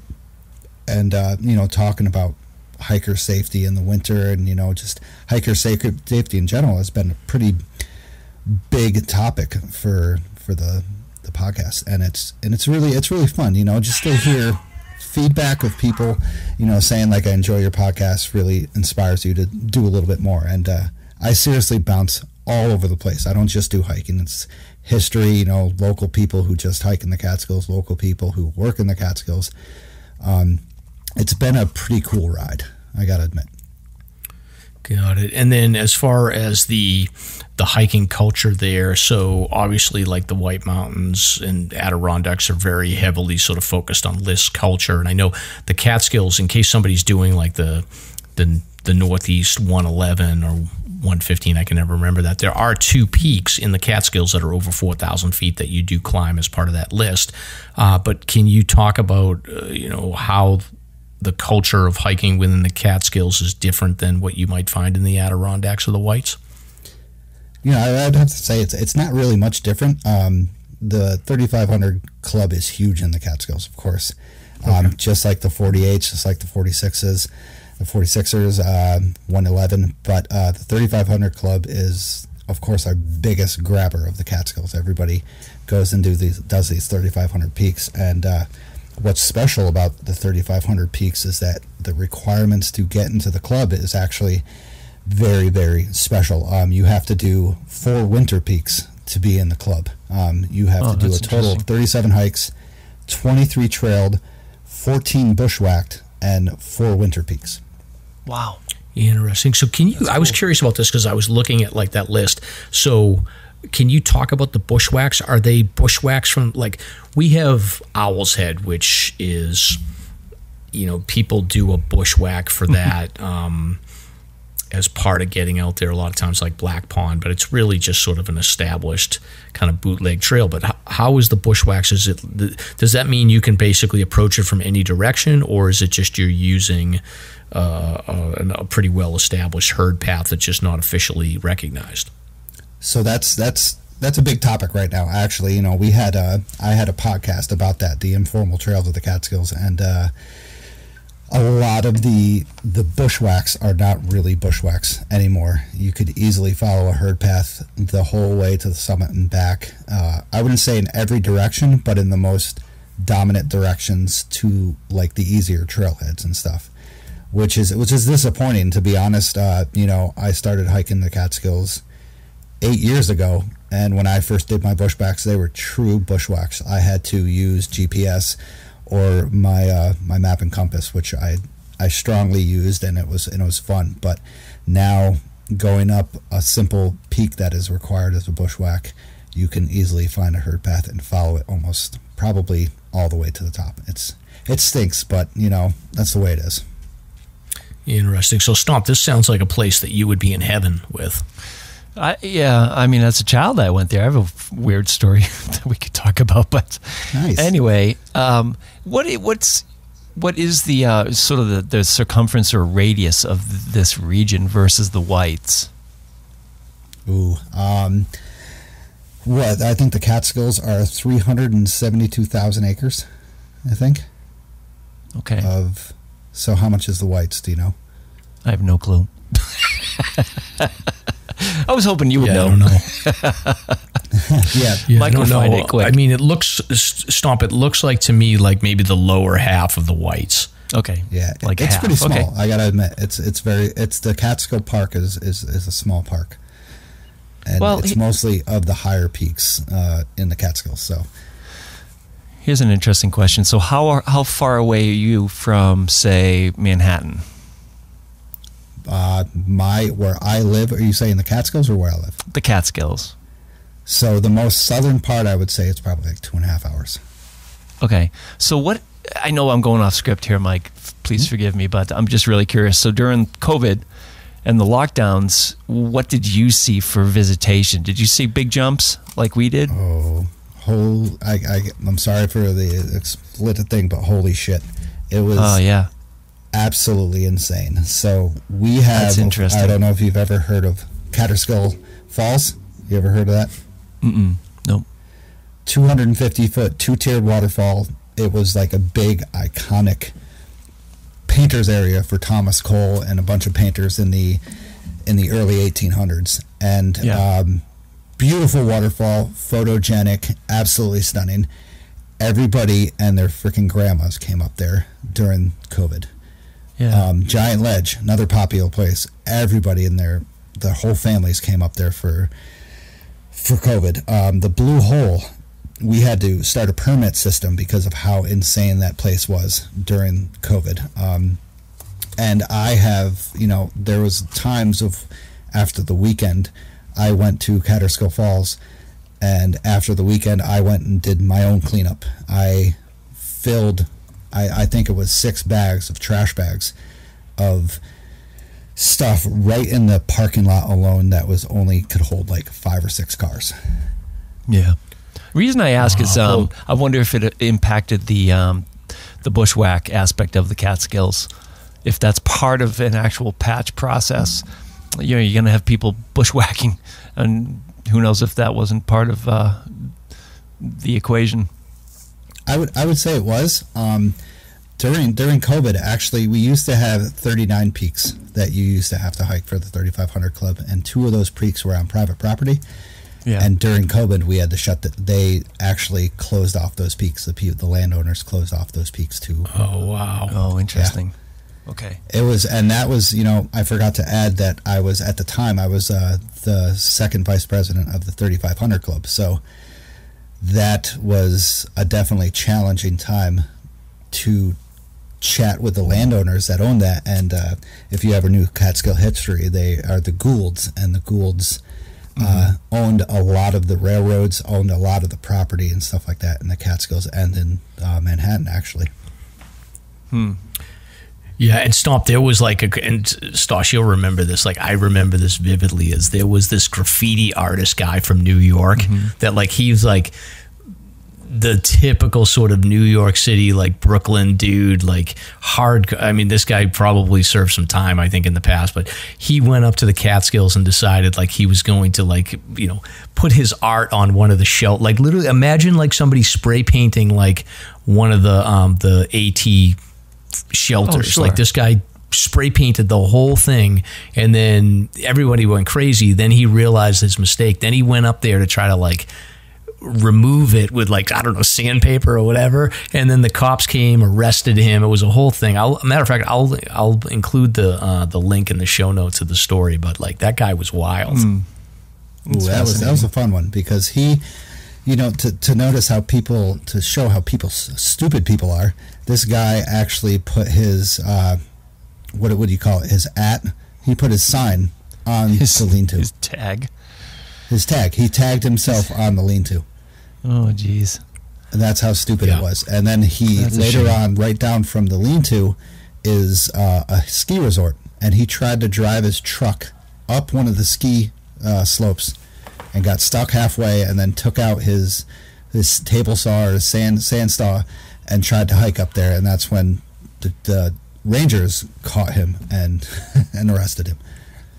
Wow. Yeah, it was wild. But I'll include the link to the article on that guy. I think he got fined pretty badly. But so, Stosh, what are some of the big sort of must visit places in the Catskills that you would recommend to a new visitor? Oh wow, none. No, I'm just kidding. Please stay away. You got to give up the secrets here. Well, you know, of course, like I'm a history buff of there. There is a mountain that used to be an old ski center. It was actually going to become one of the biggest ski centers in the East Coast.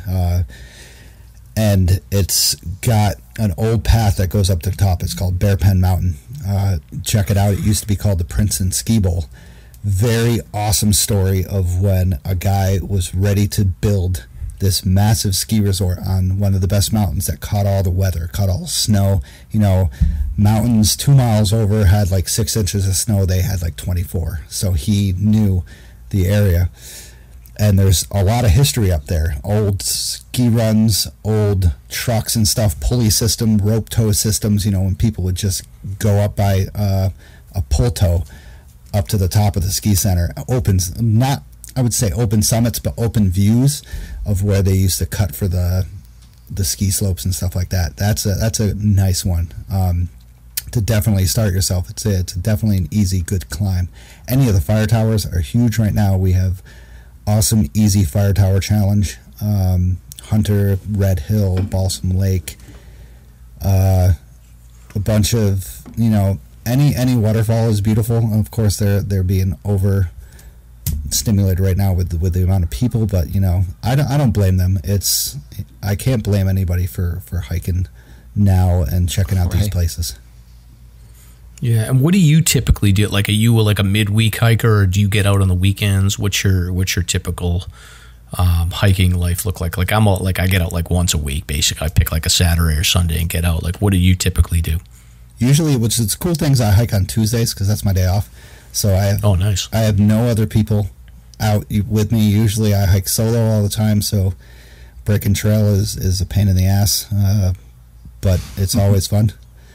And then on Sundays, I usually try to hike with my wife, and if she wants to, which usually she doesn't, but that's okay.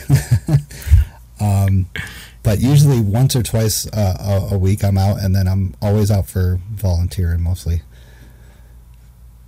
Got it. And then what do you see for, I guess, search and rescue and people getting in trouble? I mean, I think proximity to the city, you're going to get a lot of people up there that I would assume probably get in over their heads. But can you talk a little bit about, you know, what you typically see as far as, you know, the danger places that people get in trouble with? You know, I can't talk too much, but I can talk about the rescues we've had up here for the Rangers and stuff like that. They typically, the Rangers take care of everything because our trails aren't that crazy as you guys, crazy as the Adirondacks and stuff like that. But it's mostly all about the ice and spikes and stuff like that. I mean, we just recently had 2 rescues on the same place within 2 hours of each other, of one guy breaking his ankle and then the other guy slamming his head because they didn't have traction. That's a basic common denominator here. Oh, sure. Yeah. And then it's really cool because the Catskills pack a punch in certain areas. I mean, I don't know if you guys have ever heard of Devil's Path. Yeah, I've heard of that. Can you talk about that? What exactly is that? It's a pretty long hike, right? So yeah, 24.6 miles. Actually, I got the shirt on right now. 24.6 miles, 9,000 feet of elevation gain and loss, and it's like I said, it packs a punch. In the beginning, you hike 2 miles. If you're going from the Indian Head trailhead, you hike 2 miles in on flat, and then all of a sudden it just starts gaining instantly, and it's fun. It's slippery rocks, big huge boulders, roots that you have to climb up. A lot of different obstacles. At some time you're scrambling, but nothing like, of course, the Whites and the Adirondacks, where it's absolutely crazy, but it's very underestimated. And this is a point-to-point. It's not a loop. Yep, point-to-point. How does that work logistically? Do you have to have a car spot, or is there shuttle services? We definitely have to have a car spot. We're not that, I don't know why we're that not established with the shuttle services yet, but I have a feeling it's going to get there. Interesting. And would that be the hardest hike in the Catskills? Yeah. I mean, and Stomp knows this stuff. I mean, if you do a bushwhack, of course, it's going to be like 50,000 times harder. But if we're talking long distances, yes, definitely. If we're talking about, like maybe 1 or 2 hikes that are crazy, there's a peak called Wittenberg. It's like 4.5 miles to the summit. At times, you're going up little nice steady inclines, and then, 3/4 of a mile towards the summit, it starts freaking scrambling and roots and slippery rocks and stuff like that. And people always see those Instagram posts of the beautiful summit view, and they're like, oh, I can do this. It's only 4.5 miles, but no, they usually can't. Interesting. And then I'm just looking at the map as we're talking right now. So if I understand this, is the rules for the list the same as it is in like the 4,000 footers, where you can do multiple peaks in one hike, or do you have to do each peak individually? Yep. You can do multiple in one hike. A lot of, we just had a guy break the record for, I actually had him on the podcast for done all 33 hikes in the winter, and God, what was it? Maybe 33 or like 43 hours, I think.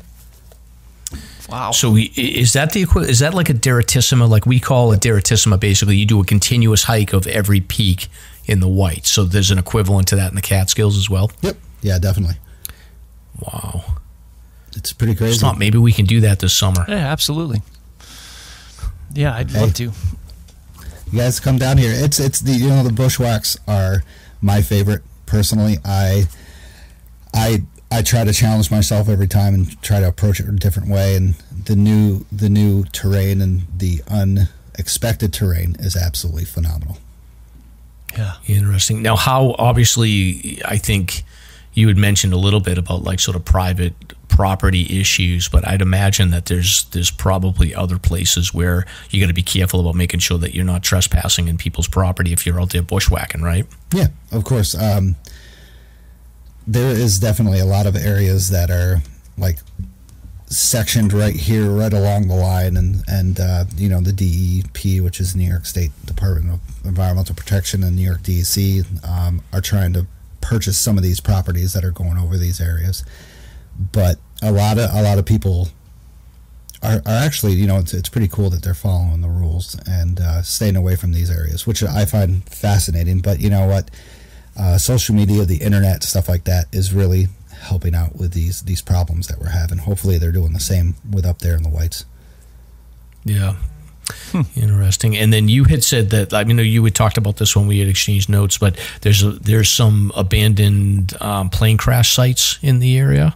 I would assume like there's a lot of flights like coming in and out of New York area. So can you talk a little bit about that? Like how many plane crash sites are there? So my friend and I, my friend Joe Ferry, he's a great friend of mine. I call him my hiker dad because he's like got to be pushing 70 something.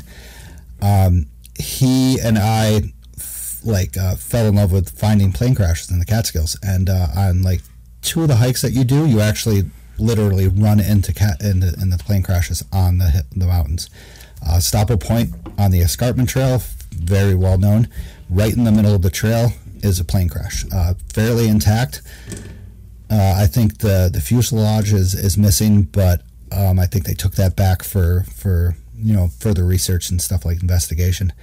On another site around like a ski run is a plane that's disintegrated into like thousands of pieces. But doing that sparked my interest in the plane crash at the Catskills. So I hooked up with my friend Joe, and mostly he does all the research. I do most of the hiking, but finding research of all these plane crashes, there's for what we think there are 40 plane crashes in the Catskills that at least have some evidence of a plane crash in there that has at least some like wing or part. That's amazing. That's a lot. Wow. Yeah, because I think Stomp, like if you, between Maine and New Hampshire, I probably can think of like maybe 5 or 6, right? Right. Yeah. Approximately. Yeah. I mean, we have, so down towards the south, there was Stewart Air Force Base. And during the 1930s through the 1980s, when, visual flight regulations, VFR, came along, a lot of people didn't care about that. They didn't care about, fog or snow or different sort of the elements. So they would fly from Stewart Air Force Base to maybe Vermont to go ski or, up in the Adirondacks, and they don't know that the Catskills somewhat exist. And right when you hit sort of the Catskills is a sudden 3,000-foot rise in a couple of mountains, maybe like 5 or 6 mountains. So these pilots were flying into fog, and they're like, oh, I'm at 2,500 feet. If I'm along the Hudson, I'm fine. But they're not along the Hudson. They're a mile off of the Hudson River Valley, and you run into a freaking mountain, and there are plenty of there. I've definitely discovered some crazy, crazy plane crashes. So is it mostly single-engine type planes, or is there any commercial airlines that went down? They're mostly Pipers and Cessnas, and that's the majority, but I have found, well, not I have found, a lot of people have found there's a B-25 bomber located on Friday Mountain, which is a World War I airplane, I believe. Mm-hmm. Wow. Massive. There is a fighter jet located on one of the rims of Panther Mountain. That has an incredible story that they were doing flight maneuvers. Guy miscalculated one of the ridges and smashed into the side of the mountain at 500 miles per hour and disintegrated, basically. Wow. You go there. I mean, it's a tough place to find. I'll never give that place up because it's very, very crazy. There's probably around, a quarter of a mile of debris just splattered everywhere. And you could still see this happened in, I think it was like 1962. And you could still see the crater from where it impacted and just freaking disintegrated everything. That's intense. Interesting. Now, the summits and the peaks of the Catskills, so you had mentioned most of them are wooded, but is there any open summits in any of the peaks? Not one single open summit. That's the unfortunate Really? thing. I'm assuming there's views and outlooks and plenty of scenic views though, right? Oh, plenty. I think, I tried to say this before. I think there was like 7 or 8 mountains that you do not get a view, mostly bushwhacks. But you get at least some sort of view on the way there, especially, different bushwhacks have like a little open peak that if you know where to go, you can find it, of course. But okay. Some of these are, I'd have to say, disappointing, but we have, on the bushwhacks, we have canisters, so you can sign into the canister and, see who else was there and stuff and write something a little funny. I like to write some movie lyric or movie quote from past times, up there, and it's really cool it's very good accomplishment. You don't just get to the summit and you're like, hey, I'm here, and then you walk back down. You get to sign into a cool canister. Awesome. Yeah, we have a similar, although that's more of a Stomp thing than a Mike thing, so but he's the bushwhacker of the crew. And I think, speaking of that, I think I might set up a bushwhack. We got a bit of a response for a modest bushwhack, so keep your ears open. Something coming down the line. Yeah, that'd be fun. All right. Very good. All right, Stosh. So I think just to wrap up here, I think talking a little bit about safety. So in the Whites, we've had some issues with like younger hikers getting in trouble, not being prepared. I'm assuming you get the same scenarios in the Catskills. Can you just talk about your perspective on, how do you get the messaging out to people around safety? Do you find that, it's heard when you're pushing sort of the message around like the 10 essentials and approaching things from a safety perspective, or do you still feel like there's a lot of people just getting out there and doing reckless activities? It's so crazy that you can actually say that with this day and age with social media and the internet and stuff like that. I started off just searching stuff on the internet exclusively, writing down the peaks, writing down the distances, writing down the difficulties, and then I carried everything and anything I could carry just so I didn't get myself in a difficult situation. But every time that I see some negligence or something like that, it's seriously like, wow, you couldn't like look up online that you might have needed really good shoes for this, or in the winter you could have needed traction in November when we just had a snowfall of 3 inches and then an ice melt.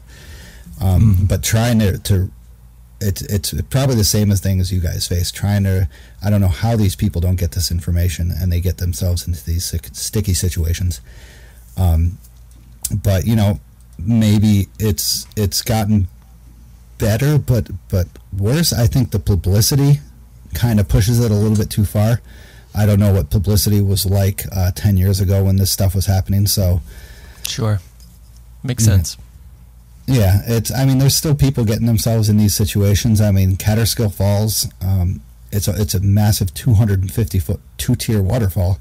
You're going to have splash on there. There's going to be ice all over the rim, and this has got like a 500-foot stone staircase. Of course, those stones are going to be covered in ice, yet that's where all the rescues happen, because people want to get to the base of those falls and take the picture. But they're like, oh, I can figure out how to climb down these 300 feet of vertical staircase and get myself into a crappy situation. I don't understand. Yeah, it's tough to figure out people.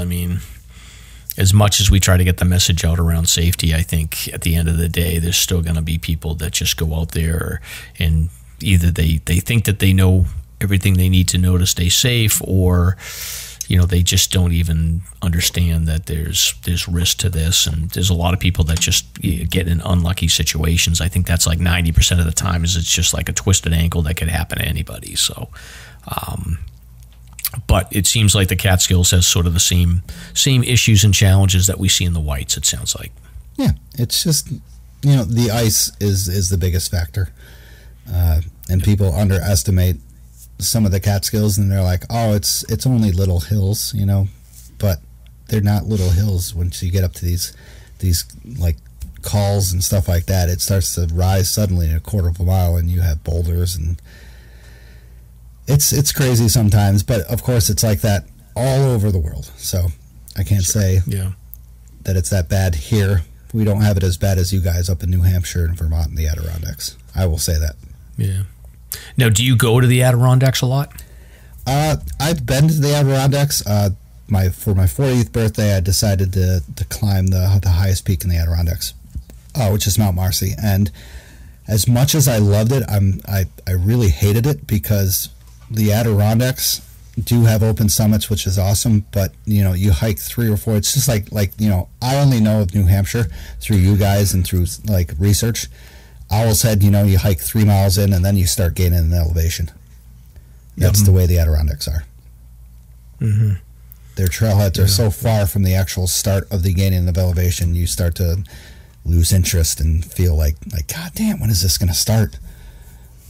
Oh, yeah. See, I like that. I like the long approach to sort of warm up, like give me a flat approach, and then I will, I'll take the climb afterwards. But I guess it's just what you're used to.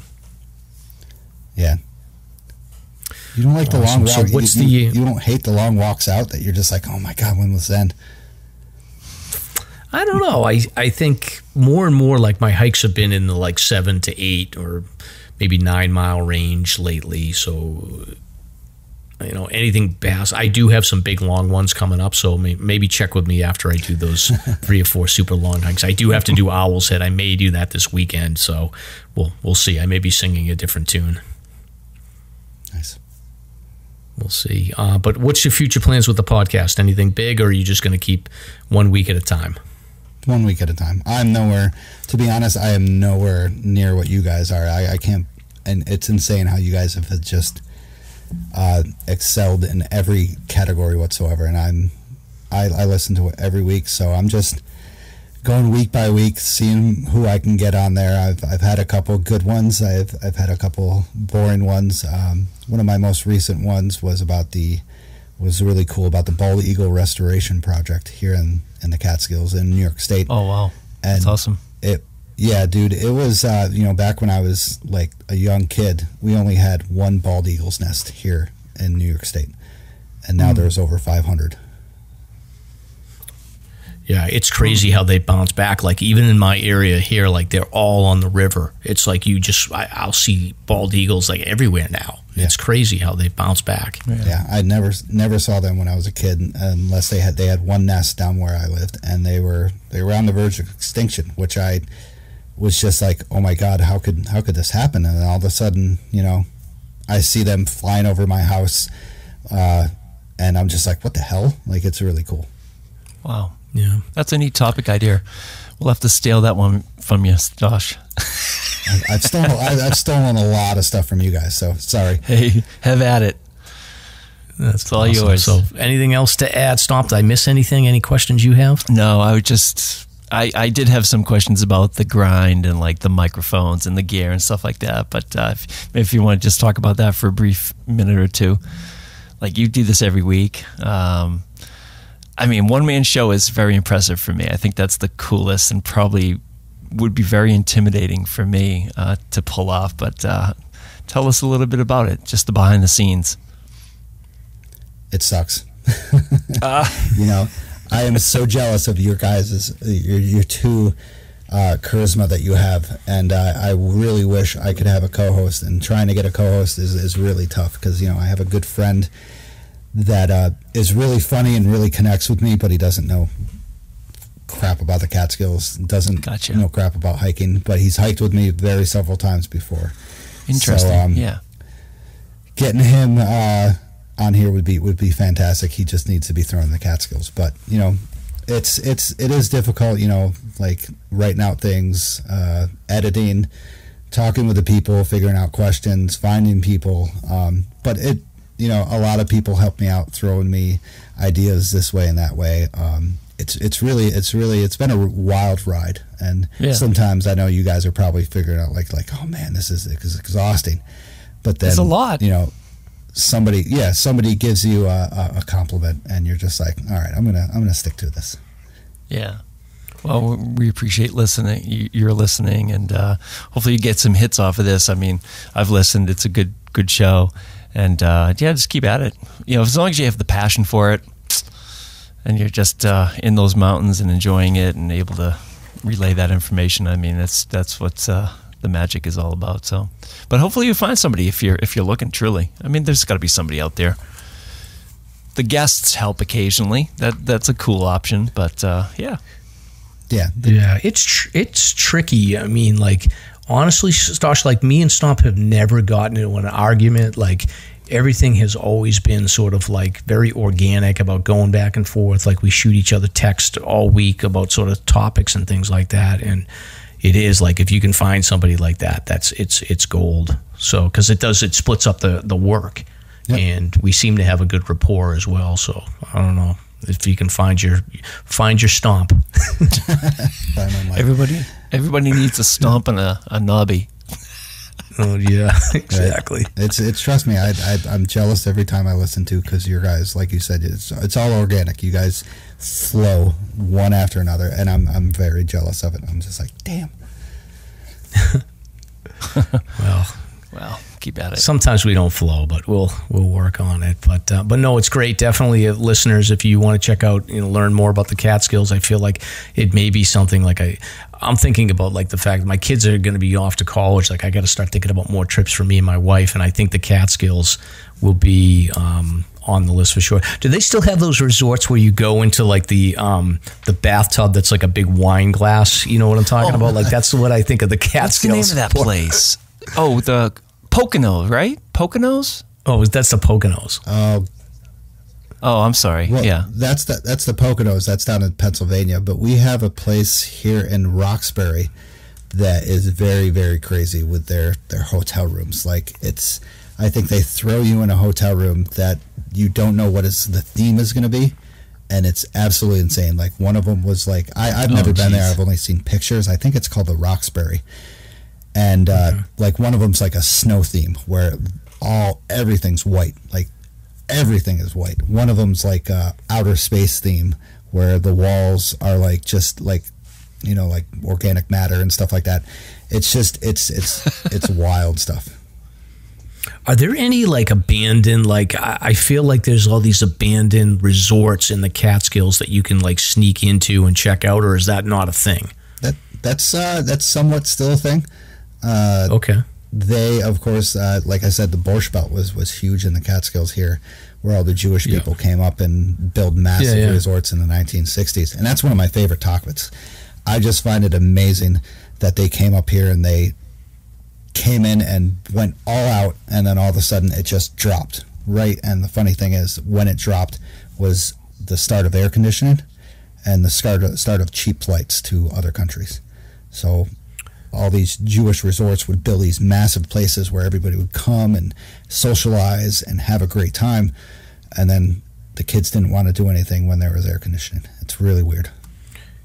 Interesting. And then they started like, okay, we can fly to Florida. We can go to like, Miami, or we can go to the Caribbean, or we can go wherever. So the Catskills became much, much less appealing to them. Yeah. I mean, most of them were flying over to Europe and to like the Swiss Alps. I mean, the Catskills were called the Jewish Alps. That's what they were called, because they wanted to come up for cooler weather other than New York City, and they all flocked up here. And if you read stories about it, it's just seriously, it's amazing.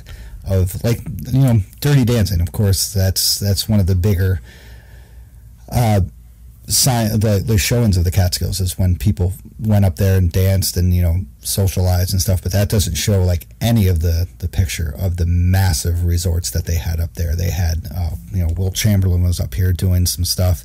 All the actors and actresses were up here doing their gigs at their first starts, and they became huge with the Borscht Belt. And there's still some abandoned stuff. There's still some stuff that's running up here a little bit. One of the great places called the Nevele has like a circle tower that people used to go up and take wedding photos and pictures and stuff like that when they were in the Jewish Catskills and stuff. It was really cool time. Interesting. Do they have casinos in the Catskills? We have one casino now. Okay, so Stomp, we may have to take a road trip and go crazy in the Catskills. Well, let's go to this place. We'll do a guy's trip. After all this talk, I have to tell you my story. I was a little. I was waiting for that. What the heck? Oh yeah, that's right. Well, it's sort of sensitive. I don't know if I have permission to tell this, but I'll find out soon enough and cut it if I have to. But when I was a little boy, my mom had a friend who was into transcendental meditation.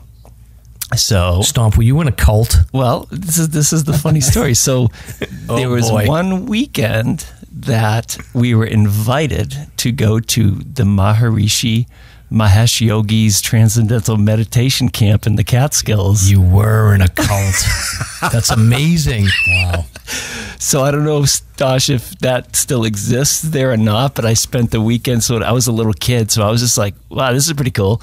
It was just beautiful. I remember I have clear visuals of the surroundings being really beautiful and all these like, very yogi peaceful people walking around, and they would do classes and like, you know, shut the doors, and I'd be left to sort of roam around by myself while they were doing their meditation and stuff. But I remember this whole story as a kid. Wow. Sorry, Mom. I've never heard of that. I'm guessing that's somewhere down there, like Fleischmann's, where you like surrounded by good mountains and stuff like that. Rolling hills. It was more rolling hills. Yeah, that's what the Catskills are. They're crazy mountains. But so I'm guessing you were down in the central part of Fleischmann's, where they have all that stuff. Well, that's my story. So I probably screwed up the details, but it was so long ago. What? Your dad's like at Woodstock. Exactly. Your mom's messing around with the Maharishi. Like, what kind of childhood did you? We need to get the Stomps on to understand what's going on here. Oh, Mrs. Well, Stomp. in my mom's defense, I think she was just along for the ride, just to get out there and see what it was like. I don't think she was into yoga necessarily, but not that that's a bad thing. I mean, yoga's cool. No. And meditation's cool if you're focusing on the right stuff. But yeah, interesting story. Yeah, I think Maharishi was pretty. He was, yeah. I don't think that he was problematic. I think it was the Bikram guy. I don't really know. Yeah, I think he's the one that got a little wild. So I see. Anyway, I see a place that's it says on here that it's located near Livingston Manor, which is a big part of the Catskill Jewish Alps area. So. Huh. Interesting. Oh, wow. What else? Every time I learn something new about Stomp, I'm just amazed. Just another layer of the onion peeling back. We cannot cut that out. We have to hear that story.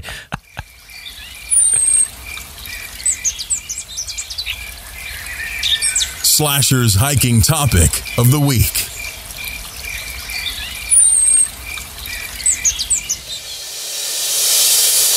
Vaucluse gear. Back sweat sucks in all types of weather and hikes. Not only is it uncomfortable, sweat is a risk factor, causing your core temperature to fluctuate if it doesn't evaporate off your back. Check out Vaucluse's Cool Dry Backpack Airflow Frame, a backpack accessory that installs on your favorite pack, sizes 18 liters to 65 liters, and creates an airflow gap between you and your pack.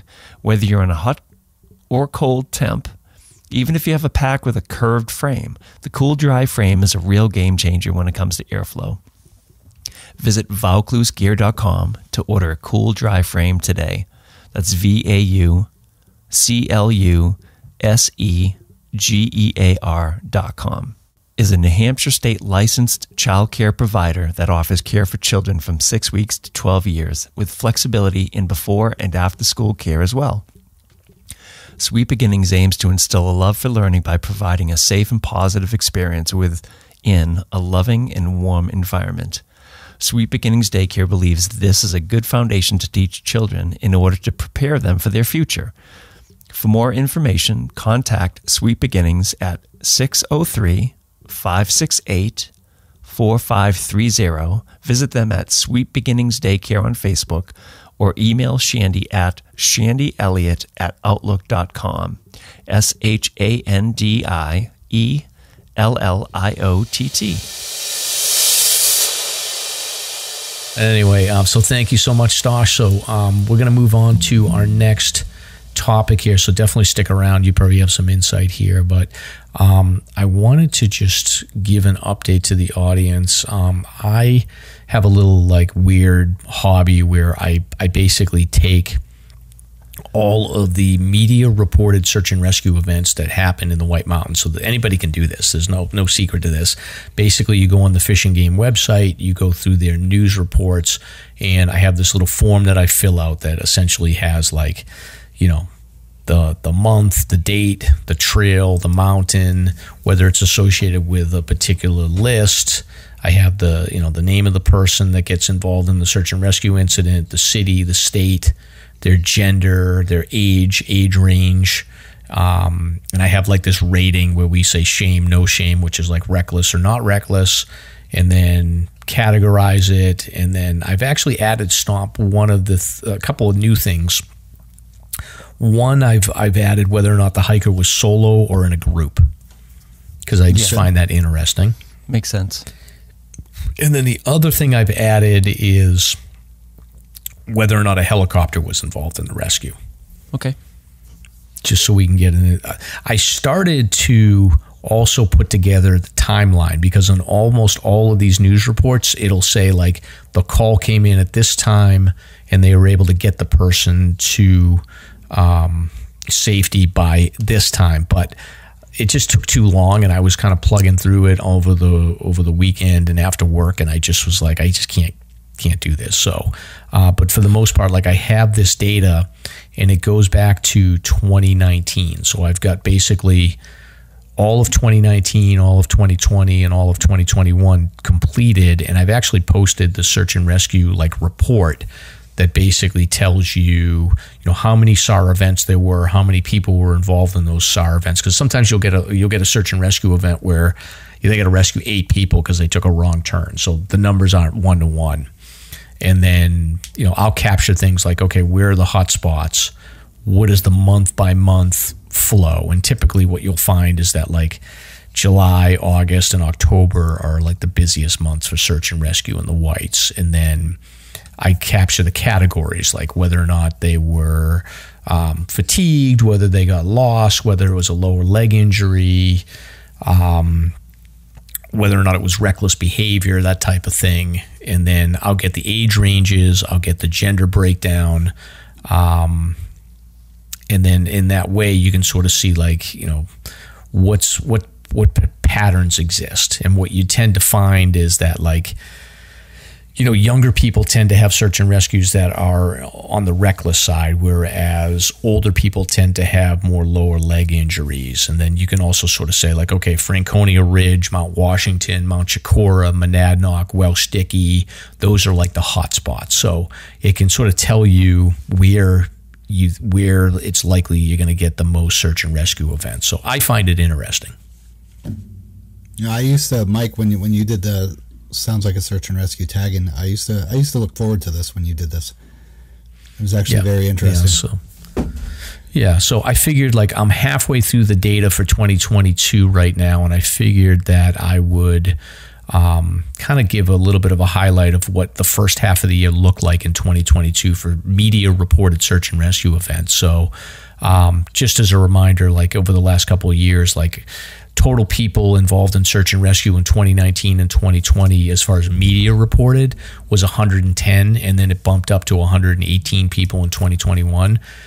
My understanding based on releases that Fish and Game has given is that they're typically closer to around 200 events per year. So there's stuff that happens that doesn't hit the newspapers for whatever reason, whether it's just a walkout by a conservation officer or whether it's like somebody gets into a problem and they're able to sort of talk them through getting out over the phone. So, but typically it's around 200 or so events that happen, and a little over 100 make the news.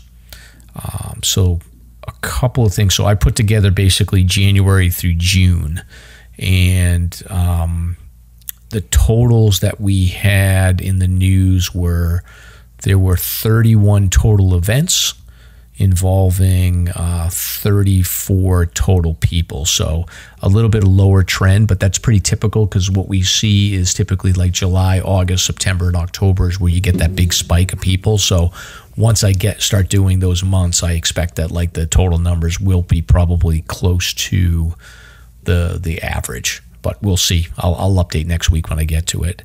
But a couple of interesting tidbits that I had called out here, Stomp, is that in the beginning of the year, a lot of older hikers.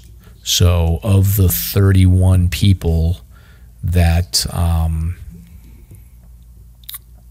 that were involved in the search and rescues, you had an 82-year-old person, and then you had 17, so almost half the people were over 50 years old, which is not typical. Usually you'll see a lot more younger people. Yeah. So I thought that was interesting. So old people are getting in trouble. A lot of times it's just basically lower leg injuries that we're dealing with.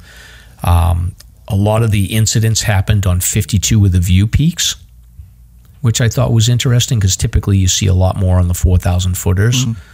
but a lot of issues. We had some search and rescues on Mount Avalon, Mount Hayes, Shelburne, Mariah, Monadnock, Welsh Dickey, Chicora, Hedgehog, Mount Cube, the Moats, Smarts, Percival. So wow. A lot of the 52 with the views. So that's interesting. Yeah. There was 4 helicopter extractions out of the 34. Mm-hmm. And then there were 2 hikers that actually had their hike safe cards as well. Which was good. And then there was one hypothermia death. So that was the June 18th hiker that died on Mount Clay. Right. So they had that sort of freak weather accident or weather day on June 18th where it got to, snowing and below freezing. Right. And June 18th, as a matter of fact, 2022 was a crazy day, Stomp. I don't know if you remember this, but there was a rescue on the Centennial Trail, which is basically the beginning of the Appalachian Trail as you cross Rattle River. Yeah. So Centennial Trail, there was a rescue going on there. Mm-hmm. Then they got the call for the hiker on Mount Clay, and they had to activate a big team to get him. Right. And at the same time that was going on, there was 3 guys from Rhode Island that started a hike at 6 o'clock at night on Mount Avalon, and they got off trail and were lost. So they had basically rescue teams all around that sort of northern presidential area and into Crawford Notch. Right. Yep. Which is crazy. The other crazy rescue that happened in the first half of the year was there was a head injury on Kearsarge North. I don't know if you remember this, but a guy fell off the tower, the fire tower, the stairs. Yikes! Yeah, he fell off the stairs and had a serious head injury. They had to helicopter lift him off. Wow. Yeah, I recall that one. Yeah. And then the other call out that I had was that, and I haven't tracked this, but I may add this as a sort of a data point, is whether or not any outside agencies help with the rescue. So there was one rescue that was a skiing incident where a lady injured herself. She was able to get out to the Cog Railroad. The Cog Railroad was able to come up and actually get her, take her back down. And then there was 2 AMC Hut rescue assists. There was one from Galehead and then one from Greenleaf where hikers were injured. One lady got injured with a lower leg injury that was so severe that she was at Galehead Hut for a day and a half, I think, before they got her out of there. So beginning of the year, like I said, from my perspective, not too busy. There was no incidents in January and nothing in March. And you had 3 incidents in February. You had 5 in April, and then May exploded. And, you had 15 events in May and then 11 in June. Right. Busy year. So I think May tends to be a busy month typically, and I think a lot of times people are anxious to get out. Like in 2019, there was 19 events in May, and then in 2021, there was 14. 2020 doesn't really count because I think we were in lockdown for COVID. Yeah. Yeah. Everybody saw a banner year for activity. Yep. Yeah. So, anyway, that's what the first half is looking like. I'll put a link to the data so people can take a look at it. But, like I said, older hikers getting in trouble, a few helicopter extractions, a couple of hike safeguards, a hypothermia situation, and then one day that was just crazy with 5 people in 3 different locations. There was another day like that on Old Bridle where there was a rescue going on somewhere, and then they had to go find 2 people on Old Bridle as well. Yeah. Yep. And then there was the triple header on the day of our 100K celebration. I think that might have been Old Bridle, actually. Maybe that's what I'm talking about. Yeah, it could be. So when it rains, it pours. Yeah. I think there was a Mount Cube rescue, and then there was 2 on Old Bridle that were separate. Yeah. So amazing. A lot going on though. The first half of the year, like I said, May tends to be a busy month. So if you're getting out there hiking in May, I think there was a total of, almost half of the May incidents were lower leg injuries. So that's the thing, is I think people get comfortable, and that's one of the things, Stash, that I think we do have a problem with, is like these long trails where people are going out and they're, it's flat hiking. They sort of get complacent and they forget to worry about their footing, and then, they twist an ankle and then it's game over. Yeah, definitely up on those ridges are you just want to get to the summit and you just find that path you're walking and you just keep eyeing on the prize and you forget that there's something below you, and boom. Yeah, exactly. So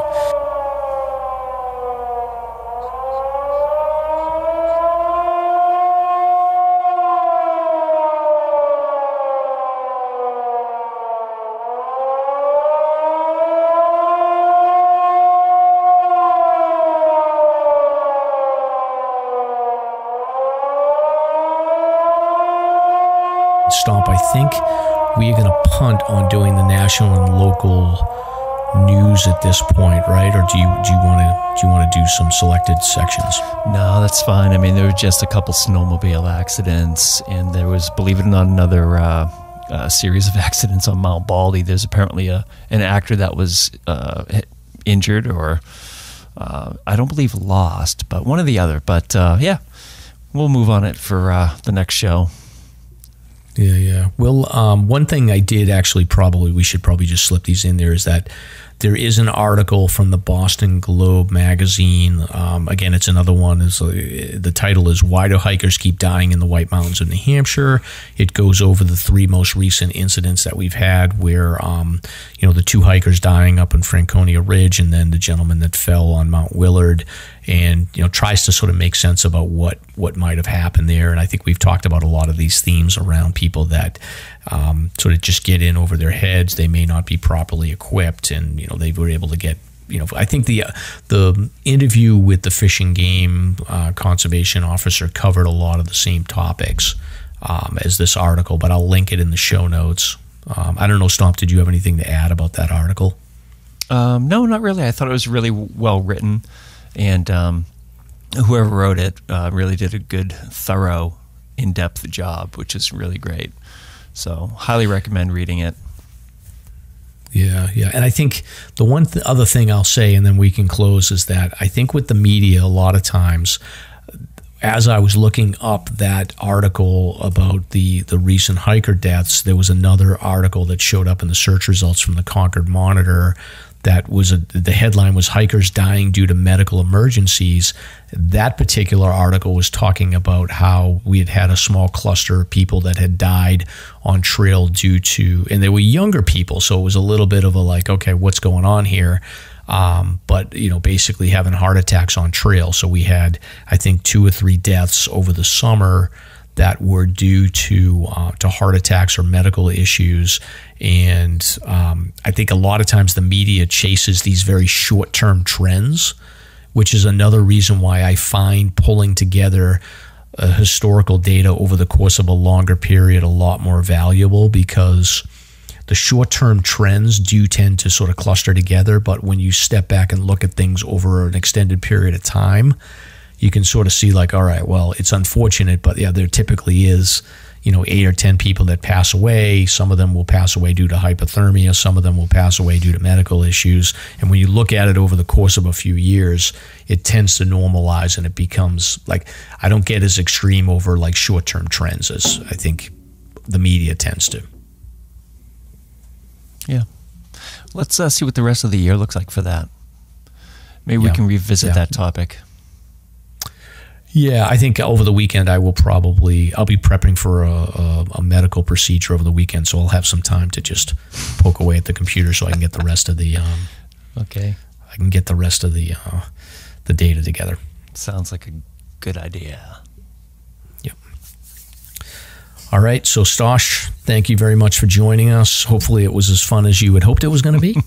With the day that I had, I was looking forward to it totally, and it came out the way I just thought it would be. So thank you guys for having me, and thank you guys for starting your podcast and inspiring me to do my own. Awesome. That's fantastic.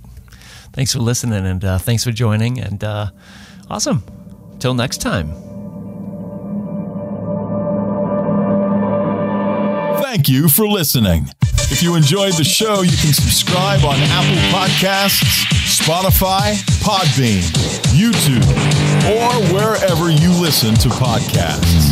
If you want to learn more about the topics covered in today's show, please check out the show notes and safety information at SLASRPodcast.com. That's SLASRPodcast.com. You can also follow the show on Facebook and Instagram. We hope you'll join us next week for another great show. Until then, on behalf of Mike and Stomp, get out there and crush some mega peaks. Now covered in scratches, blisters, and bug bites, Chris Staff wanted to complete his most challenging day hike ever. Fish and Game officers say the hiker from Florida activated an emergency beacon yesterday morning. He was hiking along the Appalachian Trail when the weather started to get worse. Officials say the snow was piled up to 3 feet in some spots, and there was a wind chill of -1 degree. And there's 3 words that describe this race. Do we all know what they are? Lieutenant James Nealon of New Hampshire Fish and Game. Lieutenant, thanks for being with us today. Thanks for having me. What are some of the most common mistakes you see people make when they're heading out on the trails to hike here in New Hampshire? It seems to me the most common is being unprepared, and I think if they just simply visited hikesafe.com and got a list of the 10 essential items and had those in their packs, they probably would have no need to ever call us at all.